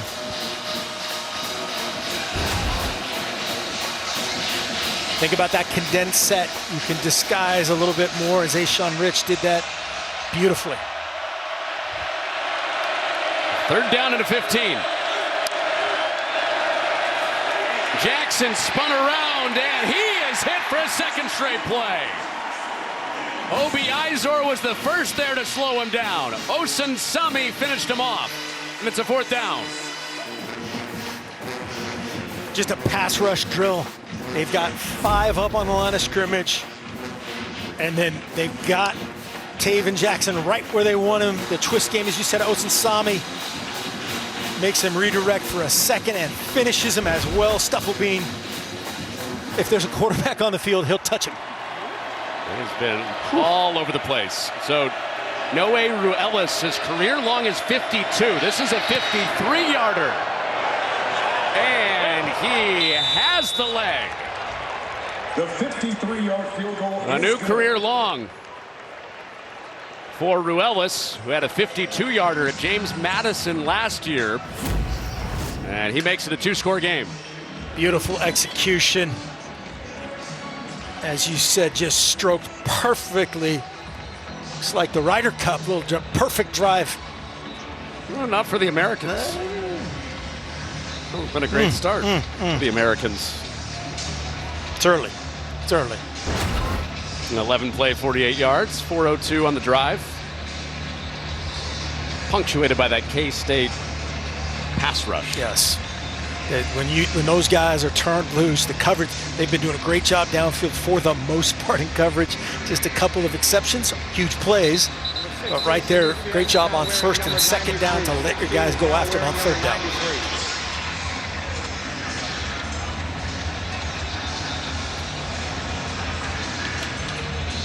So Scott Frost and UCF haven't had much going on offense.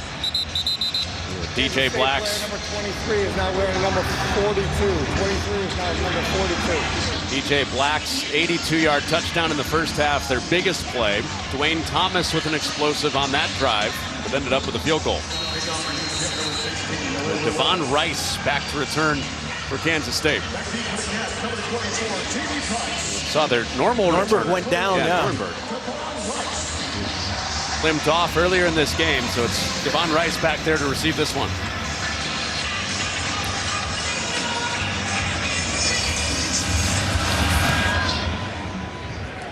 See if Rice gives it a shot. He will not. Over his head. So Kansas State. They wanted to get him in. That was by design, no matter what the situation was. But Dylan Edwards makes everybody better. Bassett only played 3 snaps this season before getting good run today. Here's Edwards to the big hole from that restructured offensive line. Up he goes. Dylan Edwards flies home for a touchdown.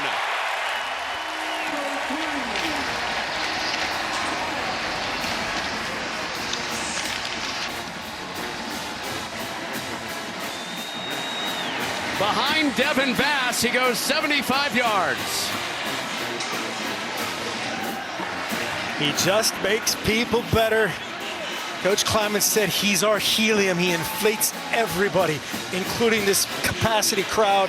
And that's the difference right there between good and great, right? Runs through one tackle, runs through another tackle. Vass fighting his tail off for some run and to give his guy just a little bit of light.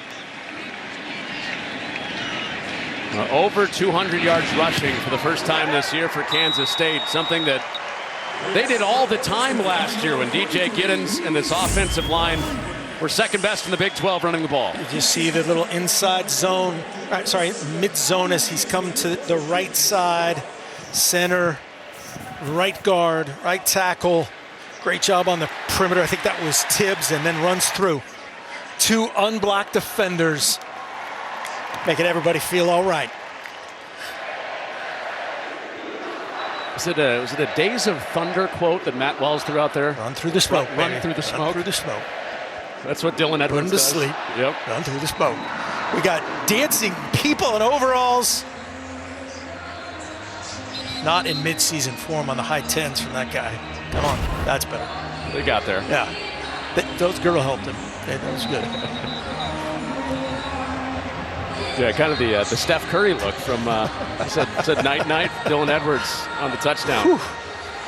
Man, he can burn. Oh, and he plays at one speed almost always, and that's it. Runs through a tackle full speed, turns left at a 45-degree full speed. That's really difficult to do. Avery Johnson is fast, right? Their quarterback. Even he said, I can't do what Dylan Edwards does. Yeah, running multiple directions at full speed. So 31-10, the K-State lead. UCF was stopped on back-to-back plays with sacks and settled for a field goal. So they go from cutting it to 2 scores to right back into a 3-score situation late in this third quarter. And we wondered coming into this that the strength of schedule of UCF was, by a lot of rankings, over 200, which I didn't know that was possible. The ranking was about 204, according to the Sagarin strength of schedule rating. That's kind of like a fax machine for you people at home. You'll have to explain that to what that is exactly. The BCS calculations, and K-State's 33rd. So you put that in perspective, and kind of on display today is both these teams are somewhere in the middle. UCF without a quarterback. Well, Purnell missed in the backfield. Both linebackers were coming, and Nixon snuck out of there. But just of UCF had earned confidence, demonstrated confidence against who they played. And K-State, there were a ton of questions because of who they played and how they played them, the reaction to coming back from Dublin. Even Scott Frost said that, right? Yeah. We don't even know. Right. A big hit in the backfield. Quay Moss playing with speed like he has most of the year. Third down. Quay's the juice guy. Defensive coordinator Joe Kleinerman pointed out Austin Romaine and 6, Quay Moss. He said if guys making noise physically or with his voice from the back end, it's 6. Well, this K-State defense played a little timid the first 4 weeks, but Moss throws technique out the window sometimes. And this team, man, how different does this team look than Arizona? I mean, just night and day of dictating the tempo. A little bit of change of scheme, but not much. Nobody home for Jackson. in between two guys, Fox and Black. Wade and Charles also kind of in the area. I think Wade and Charles was the guy there. It was a little option route. And again, kind of what Avery Johnson did earlier of, hey, man, give him, run the route with his hand. But just watch this little option route by 19. He's anticipating to break outside.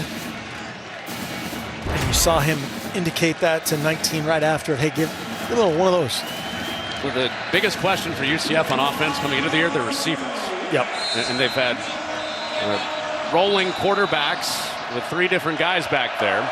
Charge timeout, Kansas State. First half will be a 30-second timeout. See if Coach Frost ends up changing this, or it's 4th and 5, and Coach Kleiman, head coach from K-State, saying, no, you're not catching us off guard. Maybe you make us burn a timeout and punt it, but we're going to be in position to defend this 4th down.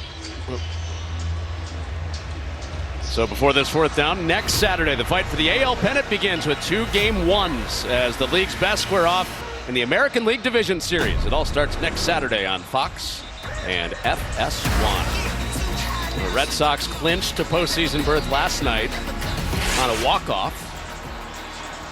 And the Blue Jays, Yankees still playing for the AL East this weekend. Mariners already in there. Cal Raleigh, 60 home runs on the season. The Big Dumpa. Best nickname in baseball. A lot of questions about that. We can circle back. 4th down and 4 for Taven Jackson and UCF. Zone coverage here from K-State. Motion to the back of the backfield, getting a tell on the coverage. Taven Jackson directs the protection. He is protected. Now he's running out of time. Through the first surge, flag down where it broke, and it's incomplete. Had a wide open Nixon, and the flag is back at the 20. Taven Jackson, man, tough dude. Got face masked for sure, then broke out the line stunt, had another free rusher. Personal foul, face mask, defense, 15-yard penalty, automatic 1st down. Take a look at the offender. It's like, 55, Alcorn Crowder. Yep. Alcorn Crowder, one of those big boys in there. It was either 55 or 56. And just can't say enough about this Taven Jackson's toughness. His target was Nixon there. We haven't seen Miles Montgomery in this drive. No, they seem like they give him, a little run, each guy between Nixon and Montgomery. Purnell coming on a blitz. It's away and off hands. Kylan Fox twisted around, couldn't grab it. That's the throw that he hasn't missed to this point, And again, the tempo is different. K-State's defense is different than the opponents he played. And right there, just the difference of one shoulder to the other. And that guy's turning up. And, maybe a 1st down or more. Anything you've noticed mechanically that he's changed with the shoulder? Well, no, he's actually, I've been very impressed by he's looked normal right there, just a little out of sorts timing-wise. Jackson left the game in the first half with a shoulder injury. And Nixon, who can burn? He's into open space. Foot race. He wins it. Jaden Nixon, an explosive play waiting to happen. He hits this one for 54.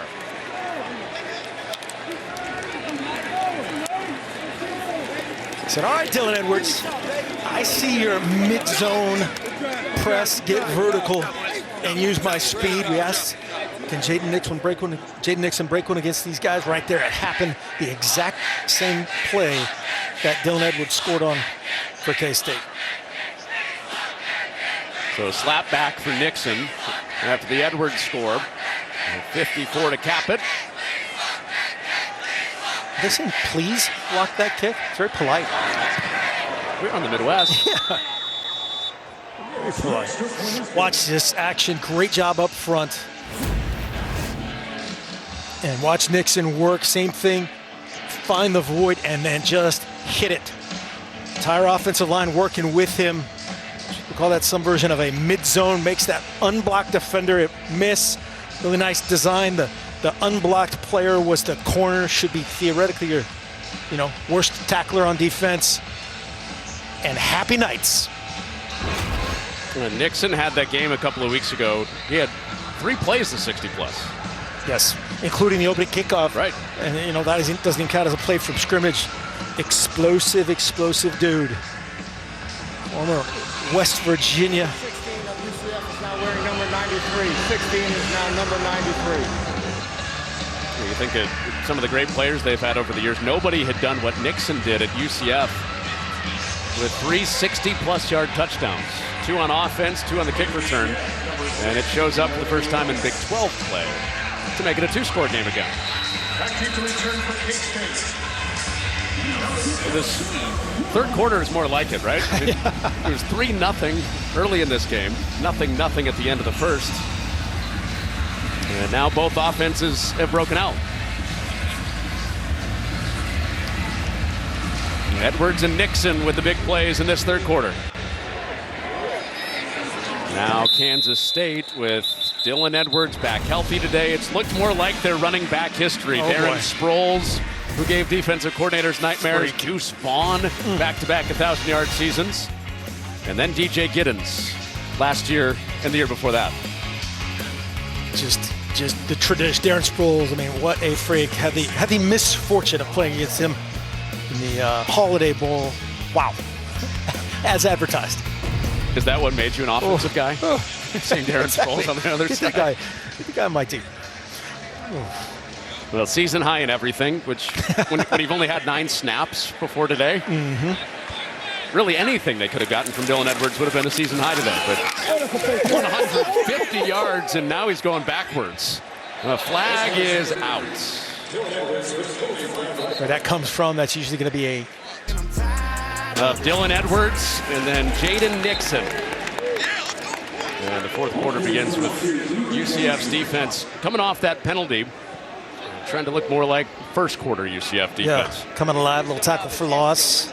That was a predetermined QB run, no read there of any sort, trying to get Avery Johnson going with a little flash fake to Dylan Edwards. K-State, the 1-3 start. They had to come back and beat North Dakota for that 1 win. Off of the bye week. Hoping to turn it around. And into the flat, Edwards, who had the touchdown on the last drive, and he is stopped immediately by Antoine Jackson. Antoine Jackson is not having that broken tackle. Really good job, Avery Johnson. Recognition, had a corner blitz up the top side. I think it was Henderson coming off the top.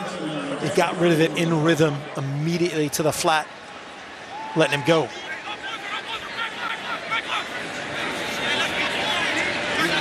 So 3rd down and 9, 1 minute gone in this fourth quarter. Pressure on Johnson, over the middle and dropped. He wanted Oakley off his hands. 4th down, and UCF's defense holds to start the 4th. Good ball. Nice job here by Avery Johnson, and just kind of probably by Oakley a little confused at his depth, but watch him. He's gonna get hit. You see Kozlowski, 43, pulling off, and this is where he's gonna come back right there and go, my bad, the old my bad. UCF gets it back after Nixon had the big run, and they'll have a long field. 81 yards to get. First half, they weren't doing much, and if anything, until DJ Black got him right on an 82-yard touchdown. And last time to the field, Jaden Nixon from 54. Yeah, that's an amazing stat right there. The two touchdown plays for $136. Everything else 162. But it's a 2-score game, right? So that the entire offense is open to that, man, as far as a play call, a run, pass, play action, shots. Keep it balanced and slow down how they can. K-State defensive line. Taven Jackson has been gunned out today. Miles Montgomery into open space. He's across midfield. He's got a 1st down. So both running backs for UCF breaking out. It's the first 100-yard game for Miles Montgomery at UCF. There's the patience we've seen from 22 as this plays out. Just a little insert with really a draw action. Really good job. Patient, vertical, get outside. Here's another one. He's got a lead block from Jackson, and Montgomery, after a 44-yard gain, has another 1st down for now, but this is coming back on a hold. It's coming back, but how about, again, the toughness of Taven Jackson. Holding. offense, number 8, 10-yard penalty. Stop. After going down, seeing the trainer, seeing the doctors, and coming back out, and you would not know the difference. Here he is right here on the edge. He's going to come back into your screen and get involved, help his buddy out. That was Max against Romaine. Yeah. Well, one of the most physical defenders out there, and Jackson went head for head with him. Max drag on the hold. He's playing some more snaps today with Dylan Wade out injured. The top tight end for UCF back in Orlando, did not make the trip. Delay. Delay game, offense, number 2, 5-yard penalty, first down. Yeah, they just took a tick to get back going there. The penalty, he was downfield, you know, had a little collision there with Romaine, a little talk, just got to get back. It's only a 25-second clock after the administration of the penalty. What do you got on the card, 1st and 25? Not a lot of good things. No. Get back in that base stuff.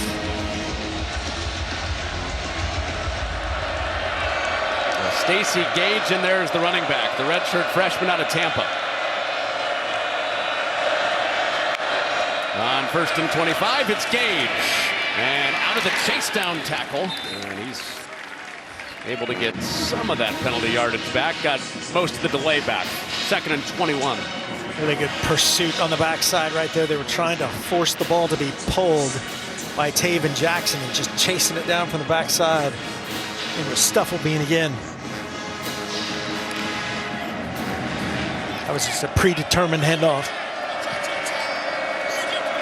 Well, we saw the big leg for Ruelas. At minimum, UCF would like to get back in his range. On 2nd and 21, Gage had the blitz pickup. Deep ball, turning around. It is hauled in. Burke with something to say after it. For good reason on a first down. One-on-one all day if you want this. There's 3 into the boundary. We're going to see the hit first. Hit as he throw. Come back to the route. It was a little hitch and go. Perfect throw. So backed up 1st and 25. They converted on 2nd and 21. Oh, and Gage slips out of that tackle. A guy that runs with a lot of aggression after the play that Burke just made. Here's the route up top. Hitch, whoop, and go. One-on-one action. Perfect location of that ball. Clemens has no chance. It's decent coverage. A little bit of separation by both players. Play on. Perfect ball. Clemens rips the mouthpiece off of Burke's face mask. Still able to make the catch. UCF in range of making this a 1-score game. After Edwards' touchdown made it 31-10. Jackson gives. And the edge is shut down. Rich cuts down Montgomery. And here's a 3rd down. Both elements that we've seen from K-State right there. It's a little outside run component from Miles Montgomery and a quarterback counter off the backside. Get Montgomery on the edge. And that just sets up a 3rd and manageable situation again. Huge play right here and early starting. Yep. Unbalanced. Had a puller there and got an unfair head start.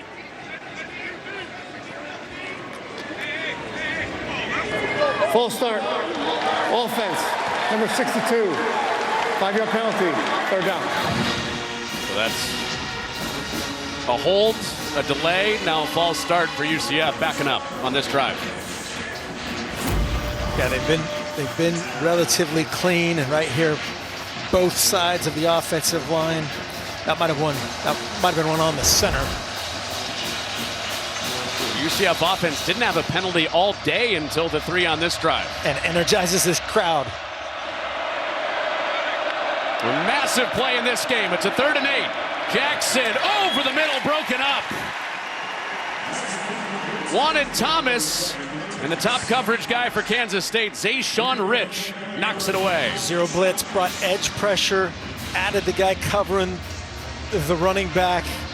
Zero coverage, no help. Pressure, you got 1, and 2 becomes the adder. Or sorry, 28 in that case becomes the adder. Man coverage downfield. well defended. The UCF perfect coming into this game on 4th downs.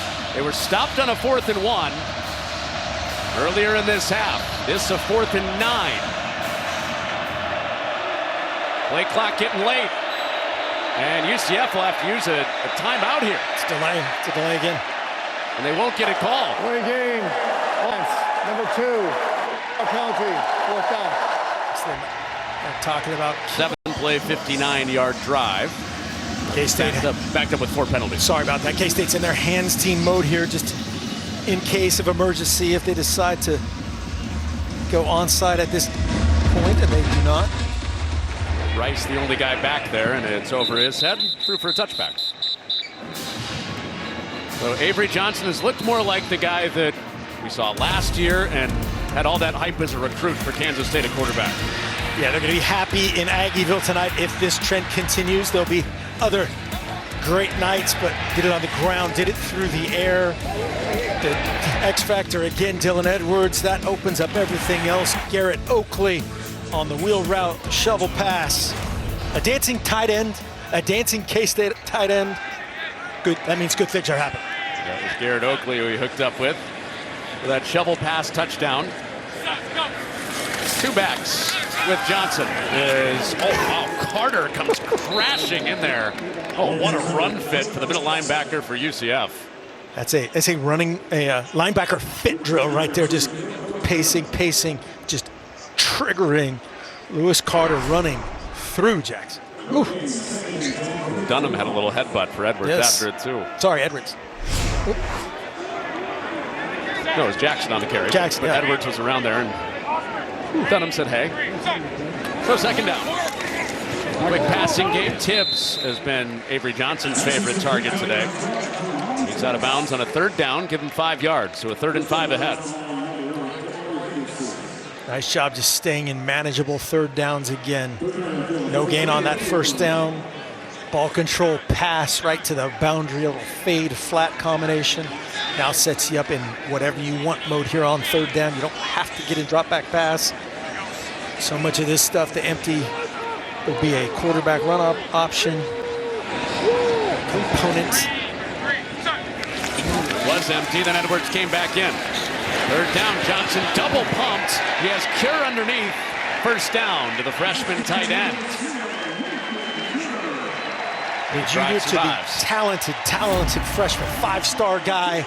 Great awareness and patience by Avery Johnson. Tries the Hungarian jump pass and finds Cure for the 1st. First career catch for Cure. They did use him in the trick play. Threw a pick earlier. He keeps this drive moving, avoids a 3-and-out for Kansas State. Johnson, off hands, incomplete. Oakley, another one through his grasp. It's the 2nd time. There's just some uncertainty on the top of the route for Oakley. The time that they've had these option routes, there's just, again, a little bit of uncertainty.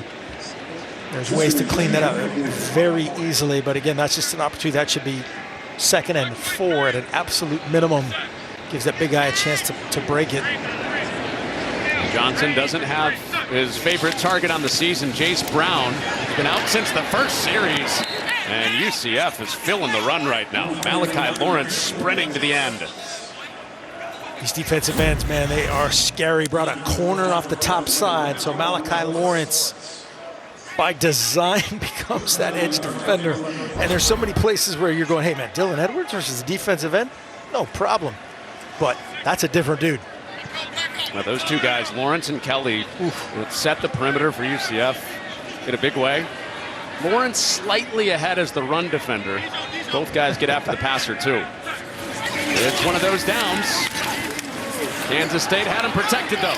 Johnson incomplete. Good coverage from Philip Dunham. And now the punt unit coming out, and the Knights will get it back. Nice stop. Nice stop right there. That's another one probably Avery Johnson will take a look at. Everybody was covered. Probably could have run the ball right up the sideline. Did a good job picking up the pressure. Alex Grinch dialed up. Defensive coordinator from UCF.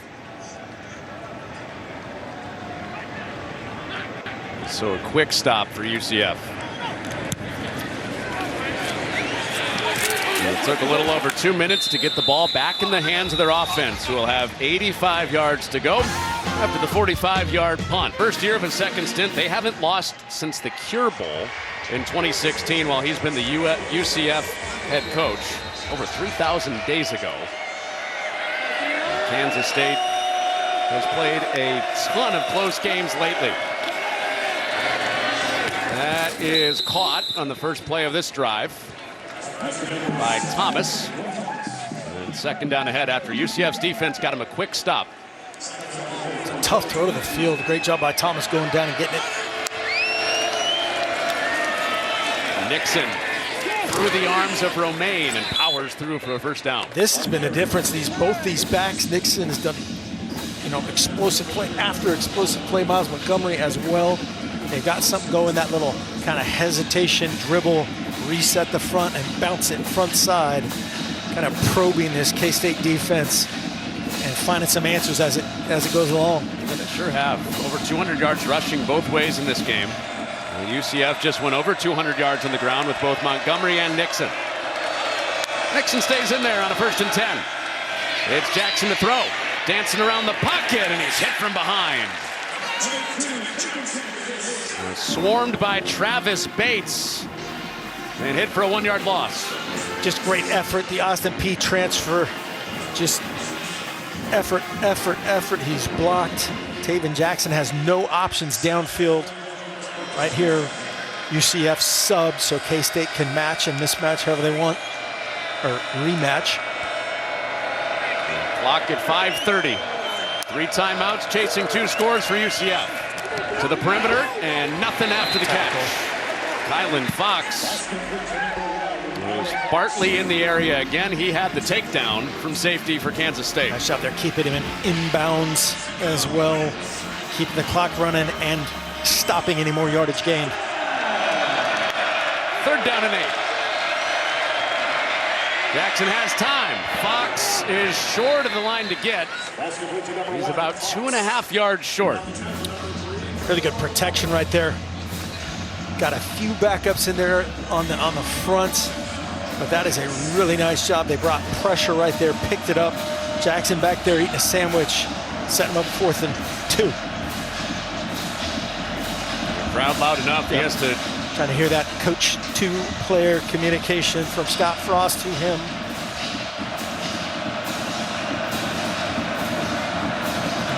Down 11, a 4th down and 2. Taven Jackson. And a tight coverage and broken up. Gunnar Maldonado with another play in traffic after a first-half interception. Gets the ball back to the Wildcats. The stars of the show, Romaine Purnell, 32-45. Little cross blitz right in the middle, right in the face of Jackson. And Maldonado with the pick earlier, hoping to set up a situation where they can grind one out and wean out this 4-16. Great physical play on the ball by multiple defenders. You see Bartley in position.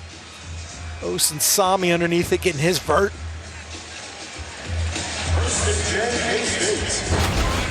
So not fully over yet. 4:16 and 3 timeouts. But K-State would like to burn some time and extend it to 3 scores if they can. Up 11, back on the ball. And Edwards stopped. Quick timeout for Scott Frost.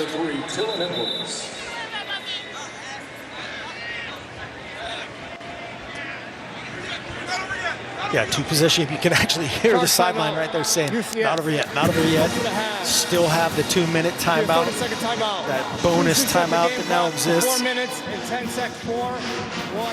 Thank you. Chris Kleiman, you could hear the urgency from him when we talked with the Kansas State head coach yesterday of course, how big this game is, getting back into the Big 12. 1-3 start in a spot that Kansas State's fans are not used to, and Chris Kleiman, as a coach, at he's been. How great was that? We're talking to him, and he's, I've never been through this before. And, of course, you know the answers. And the fragile mindset of a lot of guys on his team. Offensive linemen, your quarterback, this group of skilled guys, your defense stinks. All these things that you just got to go about your day and solve it and take care of everybody between the ears when you're around them. Stay away from all the noise. Listen and read to whatever motivates you, and come together. They simplified, solved some problems, but let's be honest, more than anything else, get number 3 back in the mix. And they've done it with their ground game today, swinging heavily toward the run with their play selection and leaning on it with their quarterback. Moves to the outside and slides to avoid a hit. And to stay in bounds, so the clock won't stop even momentarily. Milk mode. You mentioned it, Mark, with Kansas State not really having anything to sink their teeth into to kind of give them hope for their fan base, because neither unit was playing well, but both have today. They have, and found some answers on the defensive side of things for sure. Special teams wise, kind of a rubber match, I guess you could say. See how this third down turns out. Edwards into the waiting arms of Jackson. It's down at the 30, and it's 4th down. And to let the clock run. Use that one timeout after the first down stop. But the biggest thing, Coach Kleiman told us is, hey, man, our guys have to see it happen on game day on the field. And as much as you talk about strength of schedule and starting in Dublin and your best player getting hurt in that first quarter, the first game, that's just sends shockwaves through everybody else. All right, then we've got a receiver down, and we got this group down. No Bradley, no Brown for the most part today, and they've survived because everybody else has raised their level of play due to having your great player and everybody else being a supporting cast. Timeout, Kansas State. 2nd of the half. Be a 30-second timeout. So the good news about that start is that Kansas State only has one Big 12 loss, and we expect it to be a Big 12 that is wide open again. So I know this is way down the line, but the preseason playoff hopes still on the table if they can win this game and get hot with a couple of ranked games coming up. Yeah, as you said, the Arizona, that didn't happen. That was not a Big 12 game. That did not occur. And a manageable schedule going forward in relative terms. And K-State has a little bit more difficult road ahead than UCF does coming out of this one. But you got to get one, right? You got to get one. That's the thing about young players and young guys working together for the first time, regardless of age, is you got to prove it and build that confidence on game day to prove it to yourself. And you can do it against anybody. Rodriguez from 48, and he got it. So still a 2-score game at 34-20. But now UCF needs 2 touchdowns with 2 timeouts and 2:41 to go in their first Big 12 game.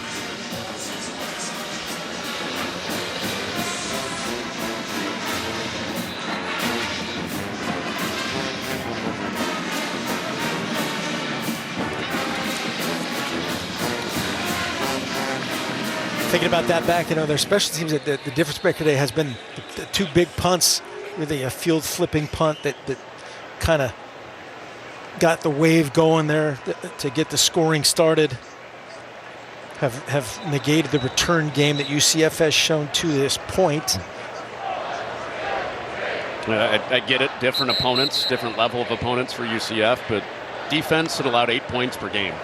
And Kansas State needed to get right day on offense. 34 up on the board, leading by 2 touchdowns. That'll fuel a lot of happy natives here in Manhattan and around the country that are Cat fans. They got it going. They got, again, now multiple backs playing hungry and hard because they see the hope. Dixon, we've already seen it in this game, a guy that can flip the feeling with one touch of the ball. Takes it from his own 2. Nixon stops the feet, and he is chopped down at the 24. Still got the 2-minute timeout for UCF. You have 2 timeouts in your pocket, but it's got to happen real fast now. Yeah, we got to celebrate that tackle by Bo Palmer right there. 57, just pacing him a linebacker pacing the dangerous Nixon and getting him to the ground. That is a big-time play. Not letting him get any quick scores, quick momentum. Make him earn it.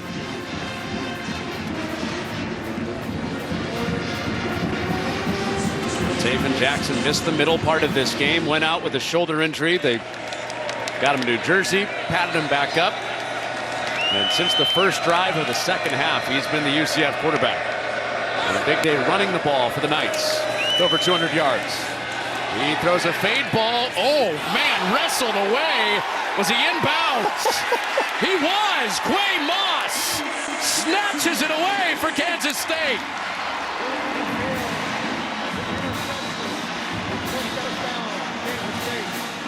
Taven Jackson even said it. He caught that? I can't believe it. Got to pull up that towel. Watch this play.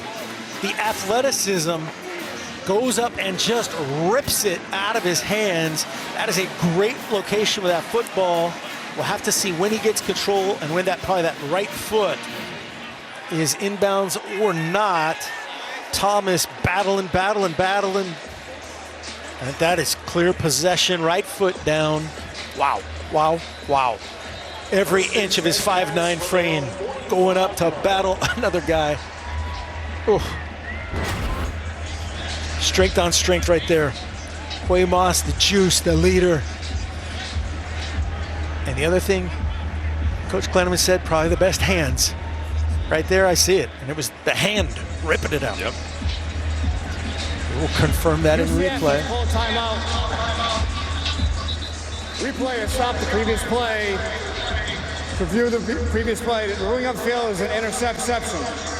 So now UCF will not have to use that timeout if the replay stopped it first, which should be the case. Well, from those looks, there's enough doubt to double check it just because it's such an unbelievable play. But watch, 7, Thomas goes up and gets it, and then 6, man, you talk about violent hands, basically rips it out with his right, transfers it to the left, and then got to survive that just like a receiver. It's going to be all about his firm control right there. Right foot is down. That is a pick, and wow, is that a great play. Mike, what are your thoughts on what we just saw? I think it's interception. Yes, the ball is upheld. First down, Kansas State. And that's the right decision. And you pointed out the foot was down when he repossessed the ball. And then, most importantly, when he went to the ground, he held onto the ball when he hit the ground. So it's a clean interception. It's like a young Mike Pereira right there. The athleticism, the physicality. Mikey P could go get it. Oof. Oh, yeah. It's almost a Tyree catch for Dwayne Thomas. And then Quay Moss with a second career pick upheld in review. So Kansas State back on the ball. UCF got back. So flags stay in pocket ahead of first down. Edwards stopped by Carter.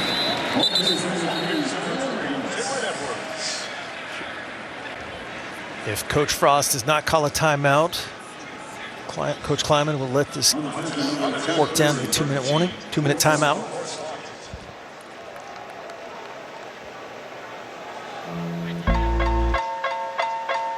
And the 2-minute timeout is here. Down 2 scores at the 2-minute timeout. They do have 2 timeouts left. They got that one back because of the review. And Edwards is close to the first down. He's a yard short. And now UCF will use one of those timeouts at 1:56. Real nice physical run right there, just short of the line to gain. Coach Frost bangs that second of his remaining 2, or his first of his remaining 2 timeouts. And yeah, you said it, and credit goes to this K-State team if they can close this out.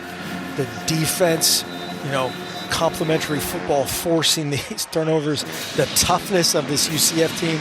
These guys aren't going to go away in any fight at any point this season. And a ton of credit to Coach Kleiman and his staff of turning a ton of negative momentum in a positive direction. College Football Extra is next, sponsored by Amazon. Mike Hill, Chris Peterson, and Bruce Feldman. We'll have you covered with the Amazon College Football Extra. They get like extra free delivery. Should, yeah. Amazon. Free Prime account if you want. Well, K-State can clinch it with a first down. UCF with just the one timeout, 1:56 to go.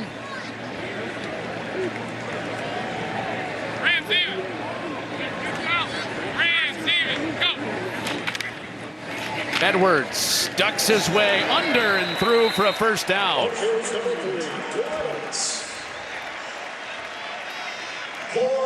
His return for Kansas State after just 9 offensive snaps their first 4 games because of an ankle injury has changed the feeling in Manhattan. No, this guy's special. You know, you saw it in the bowl game last year, and then he's been gone. Coach Shiano's having some nightmares about Dylan Edwards after that bowl game, and this is what this team can be with everybody healthy. And they need all these parts. The tight ends are going to be really, really good with a healthy Dylan Edwards and efficient Avery Johnson. They're still down 2 wideouts, really. Well, this on a day where Jace Brown only played 1 series, and Dylan Edwards took it from there. 166 yards in his return to full strength. Press the bounce, and these are just the special plays where that's a 4-yard gain last week. Then it's 10, and it's 15, and then it's a home run. Break it through that 3rd level tackle. And hopefully putting UCF to sleep if you're a K-State fan. Well, this is how Kansas State has lived with Chris Kleiman. Deuce Vaughn, the running back first. DJ Giddens after that. And a 2-score win. Yep. After that snap. It's like a blowout for Chris Kleiman and company. 6 straight 1-score games, and they were 2-4 in those games, and a little room to breathe today. Avery Johnson, Dylan Edwards, and Kansas State hope this is one to look back on that turned their season around. 2 guys, a ton of respect for each other, worked together at Northern Iowa. And obviously a challenging week for UCF too, and Chris Kleiman. Coach Clark, friends, family, everyone